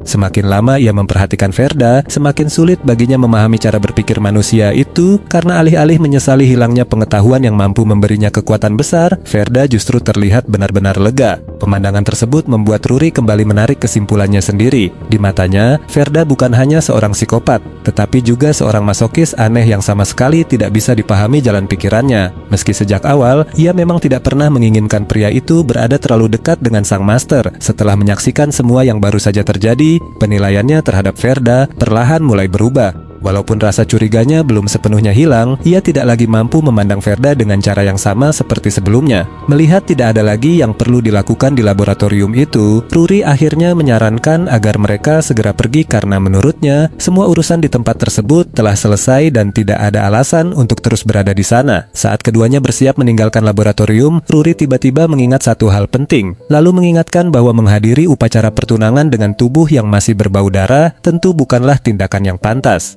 Mendengar hal itu, Verda terdiam sejenak. Barulah saat itu ia benar-benar menyadari bahwa setelah melewati begitu banyak pertarungan, kekacauan, dan berbagai peristiwa yang terus menunda segalanya, momen yang selama ini dinantikannya akhirnya telah tiba karena upacara pertunangannya dengan Valdova akan segera dimulai. Kemudian hari upacara pertunangan akhirnya tiba di istana Grand Duchess Valdova. Di atas pegunungan yang hijau dan megah berdiri sebuah istana batu yang menjulang dengan anggun. Sementara itu di salah satu lorong istana yang diterangi cahaya redup, Verda yang mengenakan jas putih elegan berhias ornamen perak dan kalung salib berjalan berdampingan bersama Ruri, seorang pelayan wanita berambut putih yang dikuncir dua dan mengenakan gaun pelayan khas. Sambil melangkah dengan tenang, Ruri membuka pembicaraan tanpa menoleh dan bertanya apakah Verda sudah menyelesaikan sumpah yang akan dibacakan dalam upacara pertunangannya. Mendengar itu, Verda menjawab singkat bahwa semuanya telah selesai. Sambil menggenggam lipatan kertas sumpah di tangannya, ia mengatakan bahwa mengadakan upacara dengan masing-masing calon, mempelai menulis sumpah sendiri membuatnya merasa Grand Duchess ternyata memiliki sisi yang cukup romantis. Selagi berjalan, Verda kemudian memperhatikan Ruri yang berada di sampingnya. Pelayan berambut putih itu tampak sedikit gemetar, sementara aura kecemasan terpancar jelas dari dirinya. Ruri kemudian bergumam bahwa menyebut masternya romantis mungkin merupakan ungkapan yang terlalu murah hati, apalagi mengingat ia memilih mengadakan upacara di tempat yang bahkan terasa lebih buruk daripada kandang kuda. Verda pun menyadari bahwa Ruri terlihat begitu gelisah, lalu berpikir bahwa meskipun pelayan itu tampaknya tidak senang dengan pertunangan tersebut, ia tetap menginginkan Valdova memperoleh kebahagiaan. Verda pun merasa sikap Ruri yang dipenuhi pertentangan seperti itu cukup disayangkan. Ruri yang menyadari tatapan Verda pun segera berbalik sambil melipat kedua tangannya di depan dada. Dengan raut wajah kesal, ia mengatakan agar Verda tidak membuat pakaian upacara yang sudah dirapikannya menjadi kusut. Mendengar itu, Verda hanya menghela napas pelan dan berpikir bahwa jika kemarahan Ruri bisa sedikit berkurang dengan melampiaskannya kepadanya, maka ia tidak terlalu mempermasalahkannya. Untuk mencairkan suasana, Verda kemudian Delan bertanya mengenai kondisi wilayah Grand Duchess setelah pemanggilan terakhir karena suasana terasa sangat sunyi. Mendengar pertanyaan itu, Ruri mengatakan bahwa para penguasa wilayah sama sekali tidak terlihat sebagai orang-orang yang pantas bertarung di garis depan. Mendengar penjelasan tersebut, Verda langsung memahami maksudnya. Dalam benaknya terlintas gambaran para penguasa wilayah yang sibuk memperkaya diri sambil berpesta di atas penderitaan rakyat. Ia berpikir bahwa ketika hak otonomi pertama kali diberikan kepada mereka, keadaan memang masih dapat ditoleransi. Namun, karena tidak ada lagi pihak yang mengawasi, mereka hanya sibuk memenuhi kantong masing-masing. Ketidakpuasan rakyat ditekan menggunakan kekuatan militer sehingga tidak ada seorang pun yang mengetahui kapan kerusuhan besar akan benar-benar meledak. Menyadari betapa seriusnya keadaan itu, Verda kemudian bertanya dengan rasa penasaran mengapa Grand Duchess tidak turun tangan, padahal menurutnya satu perintah saja sudah cukup membuat para penguasa wilayah bersujud. Mendengar pertanyaan tersebut, Ruri tiba-tiba menghentikan langkahnya tepat di depan sebuah pintu besi raksasa yang dipenuhi rantai. Setelah keduanya memasuki sebuah gua altar ritual yang diterangi ratusan lilin emas, Ruri perlahan berbalik dan mengatakan bahwa Verda akan segera mengerti sendiri alasan mengapa Valdova tidak pernah ikut campur. Setelah itu, ia menunjuk sebuah meja kayu kecil di tengah ruangan dan meminta Verda duduk sambil menunggu. Tidak lama kemudian Ruri mengangkat tangannya dan mengumumkan bahwa upacara pertunangan akan segera dimulai. Sesaat setelah ritual dimulai, suara gemuruh dahsyat mengguncang ruangan dari balik pintu batu raksasa di hadapan mereka. Aura merah yang membara perlahan merembes keluar melalui celah pintu tua tersebut. Verda segera duduk berlutut di depan meja ritual, tetapi tekanan hawa keberadaan yang begitu pekat dan mengerikan langsung menyelimuti seluruh ruangan hingga membuat dadanya terasa sesak. Sambil meringis kesakitan, ia berpikir bahwa udara yang merembes dari balik pintu itu seolah mampu menghancurkan seluruh tubuhnya. Tak lama kemudian, celah pintu terbuka sedikit dan memperlihatkan sebuah mata raksasa berwarna merah kekuningan yang bersinar mengerikan dari balik kegelapan, memancarkan aura naga purba yang luar biasa. Melihat pemandangan itu, Verda mengepalkan tangannya di atas paha sementara keringat dingin mengalir di pelipisnya. Dalam hati, ia bertanya-tanya apakah orang seperti dirinya benar-benar layak berdiri di hadapan Valdova. Di sisi lain, Ruri tetap berdiri tegak dengan anggun sambil mulai membacakan mantra suci pertunangan. Setelah mantra itu dibacakan, ia mengangkat sebuah teko kristal bening yang megah, lalu menuangkan cairan bening menyerupai anggur ke dalam mangkuk kayu besar yang berada di depan Verda. Verda kemudian mengangkat mangkuk itu dengan kedua tangannya lalu meminumnya hingga habis. Begitu cairan tersebut ikut melewati tenggorokannya, matanya langsung membelalak karena menyadari bahwa minuman itu bukanlah anggur biasa. Ia merasakan hawa keberadaan naga yang luar biasa kuat perlahan mulai memudar dari tubuhnya. Sementara itu, Ruri kembali melanjutkan bacaan mantranya dengan penuh kehikmatan. Namun, secara mengejutkan pintu gua tetap tidak terbuka sepenuhnya. Bahkan mangkuk kosong di atas meja Verda mendadak bergetar lalu terguling hingga jatuh ke lantai. Melihat kejadian itu, Ruri sempat terdiam beberapa saat sebelum akhirnya memejamkan mata dengan wajah pasrah. Dengan suara pelan, ia mengatakan bahwa ritual harus dimulai kembali dari awal. Beberapa saat kemudian, Ruri kembali mengulang seluruh mantra pertunangan dari awal, sedangkan Verda kembali meneguk mangkuk anggur untuk kesekian kalinya. Wajahnya mulai memerah, sementara matanya tampak sayu akibat pengaruh alkohol. Dalam hati, ia mengeluh bahwa baru kali itu sepanjang hidupnya ia meminum alkohol sebanyak itu dan merasa keadaan tersebut mulai menjadi berbahaya. Di sudut ruangan tampak sebuah cakar naga hitam berukuran besar terjepit dengan ragu di celah pintu batu. Melihat pemandangan yang begitu aneh itu, Ruri akhirnya tidak mampu lagi menahan emosinya. Dengan wajah yang diselimuti bayangan kemarahan, ia membungkukkan tubuh kepada Verda dan meminta izin untuk pergi sebentar. Setelah itu, Ruri berjalan cepat menuju pintu batu raksasa, sementara Verda hanya bisa duduk termenung dengan wajah kebingungan. Tiba-tiba suara teriakan penuh amarah Ruri menggema ke seluruh penjuru istana hingga terdengar sampai ke langit. Ia memarahi sang master karena sebelumnya bersikeras ingin menikahi seorang manusia, tetapi kini justru bersembunyi di balik pintu. Ruri juga mengatakan bahwa dirinya telah bersabar menghadapi semua tingkah sang master, sehingga ia tidak akan membiarkan Valdova terus menumpahkan anggur pertunangan dan menyuruhnya segera keluar dengan bangga untuk menyapa tunangannya. Mendengar teriakan yang begitu menggelegar itu, Verda sampai tersentak dan terduduk lemas di lantai gua. Setelah kemarahan Ruri akhirnya mereda, pelayan berambut putih itu kembali memasuki ruangan dengan tenang seolah tidak terjadi apapun. Melihat Verda yang masih terpaku, ia kemudian bertanya apakah semua pembicaraan tadi terdengar dengan jelas. Mendengar pertanyaan itu, Verda mengatakan bahwa auman Ruri benar-benar mengesankan, bahkan terasa setara dengan semburan naga. Ruri hanya menghela napas panjang, lalu menjelaskan bahwa semua itu memang diperlukan agar upacara dapat berjalan lancar. Ia mengatakan bahwa sang master mengalami kecemasan sosial sehingga Verda diminta memakluminya. Mendengar penjelasan tersebut, Verda tampak kebingungan. Ruri pun menjelaskan lagi bahwa Valdova memang enggan berurusan dengan manusia sehingga ia hampir tidak pernah meninggalkan sarangnya, kecuali saat berburu monster. Mendengar itu, Verda menatap pintu besi yang masih terkunci rapat dengan penuh ketidakpercayaan. Dalam hati, ia berpikir bahwa jika Valdova benar-benar enggan bertemu manusia, lalu bagaimana upacara pertunangan mereka bisa dilanjutkan. Pada saat itulah terdengar suara langkah kaki berat yang menggema di atas lantai batu. Dari balik pintu yang gelap, muncul sosok tinggi besar yang seluruh tubuhnya terbungkus zirah merah keemasan bernuansa naga yang tampak sangat megah.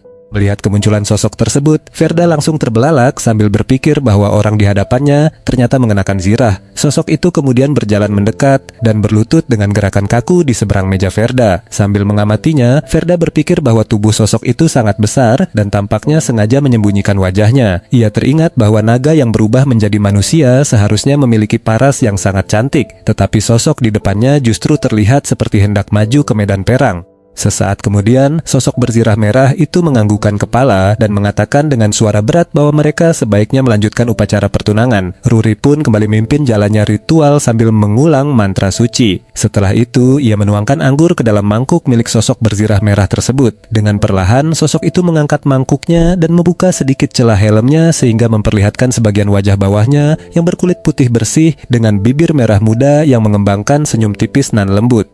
Melihat senyuman kecil yang muncul dari balik zirah menyeramkan itu, jantung Verda mendadak berdegup lebih cepat. Ia berpikir bahwa mungkin dirinya terlalu banyak meminum anggur pertunangan karena rasa takut yang sebelumnya memenuhi dadanya kini menghilang begitu saja. Dalam hati, ia juga menyadari bahwa Valdova ternyata telah mempersiapkan begitu banyak hal demi manusia seperti dirinya. Melihat keduanya hanya saling memandang, Ruri kemudian berdeham pelan lalu mengatakan bahwa tahap berikutnya adalah membacakan sumpah yang telah mereka tulis masing-masing. Mendengar itu, Verda tersenyum tipis lalu mengambil gulungan kertas dari saku jas putihnya. Sambil membuka lembaran tersebut, ia berpikir bahwa karena dirinya telah kembali ke masa lalu, mungkin semua kata-kata yang tertulis di dalamnya tidak lagi memiliki arti yang sama. Meski begitu, ia tetap menatap sumpah itu dengan penuh tekad sebelum mulai membacakannya dengan suara pelan namun tulus. Verda mengatakan bahwa mungkin Valdova belum mengenalnya, tetapi dirinya telah lama mengenal sosok Valdova. Ia menjelaskan bahwa Valdova telah memberikan hatinya kepada dirinya, dan melalui hati itulah ia perlahan mengenal pribadi Valdova yang sesungguhnya. Dengan suasana altar yang semakin hangat, Verda melanjutkan bahwa ia telah berkali-kali menyaksikan Valdova dikhianati dan difitnah. Meskipun demikian, Valdova tetap menjalankan tugasnya dengan penuh martabat, bahkan masih mampu merangkul mereka yang membencinya tanpa alasan. Menurut Verda, keluhuran hati Valdova telah meluruskan jalan hidupnya dan selalu mengingatkannya pada sesuatu.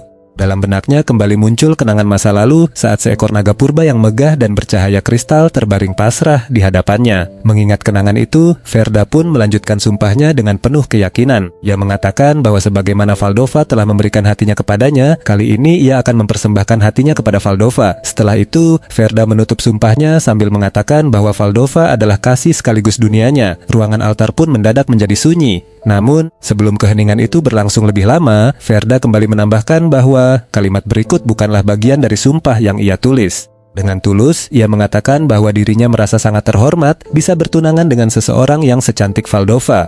Mendengar pujian yang begitu jujur itu, mata Valdova di balik helm langsung membelalak, sementara wajahnya memerah hingga ke ujung telinga karena malu. Di sisi lain, Ruri bahkan sampai gemetar sambil menahan rasa panas mendengar rayuan yang diucapkan Verda secara terang-terangan. Berusaha mengendalikan jalannya upacara, Ruri segera mengatakan bahwa kini giliran calon pengantin wanita membacakan sumpahnya. Namun, sebelum kalimat itu selesai diucapkan, ia menyadari gerak-gerik aneh dari sang master. Tanpa diduga, Valdova tiba-tiba berdiri. Dengan gerakan kaku dan tergesa-gesa, sosok berzirah merah itu langsung berbalik, tanpa mengucapkan sepatah kata pun. Dentangan langkah kakinya menggema memenuhi altar saat ia berlari kembali menuju pintu besi raksasa. Lalu sesaat kemudian pintu itu menutup rapat secara otomatis, disertai dengungan aura sihir yang pekat. Verda dan Ruri hanya bisa berdiri terpaku menatap pintu yang telah kembali terkunci rapat. Setelah beberapa saat keheningan berlangsung, Ruri menghela napas pelan lalu berbalik menghadap Verda sambil mengatakan dengan wajah datar bahwa upacara pertunangan telah selesai dilaksanakan sehingga Verda sudah boleh kembali. Mendengar itu, Verda hanya mengedipkan mata karena merasa ada sesuatu yang sangat mengganjal. Ia kemudian mendekati Ruri dengan canggung lalu bertanya, apakah tidak masalah jika ia mengasingkan diri selama sekitar 3 hari. Mendengar pertanyaan tersebut, mata Ruri langsung membelalak lebar. Wajahnya seketika berubah cerah dipenuhi rasa bangga kepada sang master. Dalam hati, ia memuji Valdova karena menurutnya sang master benar-benar luar biasa. Ia berpikir bahwa Valdova berhasil menjatuhkan pria yang sebelumnya begitu sombong hanya dalam satu serangan dan merasa semua itu pasti merupakan strategi yang telah direncanakan sejak awal. Sambil melirik ke arah pintu gua yang masih tertutup rapat, Ruri kembali memuji sang master dalam hati. Ia bahkan mengira Valdova sengaja menggunakan strategi tabrak lari yang tidak pernah terpikirkan olehnya sehingga kini seluruh inisiatif berada di tangan sang naga. Namun kenyataannya, di balik pintu batu yang gelap, Valdova telah melepaskan seluruh zirahnya lalu meringkuk rapat sambil memeluk tubuhnya sendiri dengan kedua sayap naga merahnya. Wajahnya memerah hingga ke ujung telinga karena rasa malu yang luar biasa, sementara lembaran sumpah pertunangan milik Verda melayang perlahan di sekelilingnya. Melihat keadaan sang master yang sebenarnya hanya sedang bersembunyi karena tidak sanggup menahan rasa malu, Ruri yang akhirnya menyadari kenyataan itu hanya bisa menatap kertas sumpah yang melayang dengan wajah pasrah dan keringat dingin. Dalam hati, ia pun berpikir bahwa ternyata semua dugaannya selama ini salah karena sang master benar-benar telah menantikan hari pertunangan itu dengan sepenuh hati. Terima kasih sobatku sudah menonton sampai akhir. Sebelum videonya selesai, Akang ingin meminta sedikit pendapat dari sobatku semua. Di video kali ini Akang mencoba menggunakan suara yang baru. Menurut sobatku, mana yang lebih enak didengar, suara yang baru atau suara yang sebelumnya? Silakan tuliskan pilihan dan alasannya di kolom komentar. Semua saran dan masukan dari sobatku akan Akang baca, karena pendapat sobatku sangat membantu Akang untuk terus meningkatkan kualitas video ke depannya. Terima kasih atas dukungan sobatku semua dan sampai jumpa di video berikutnya.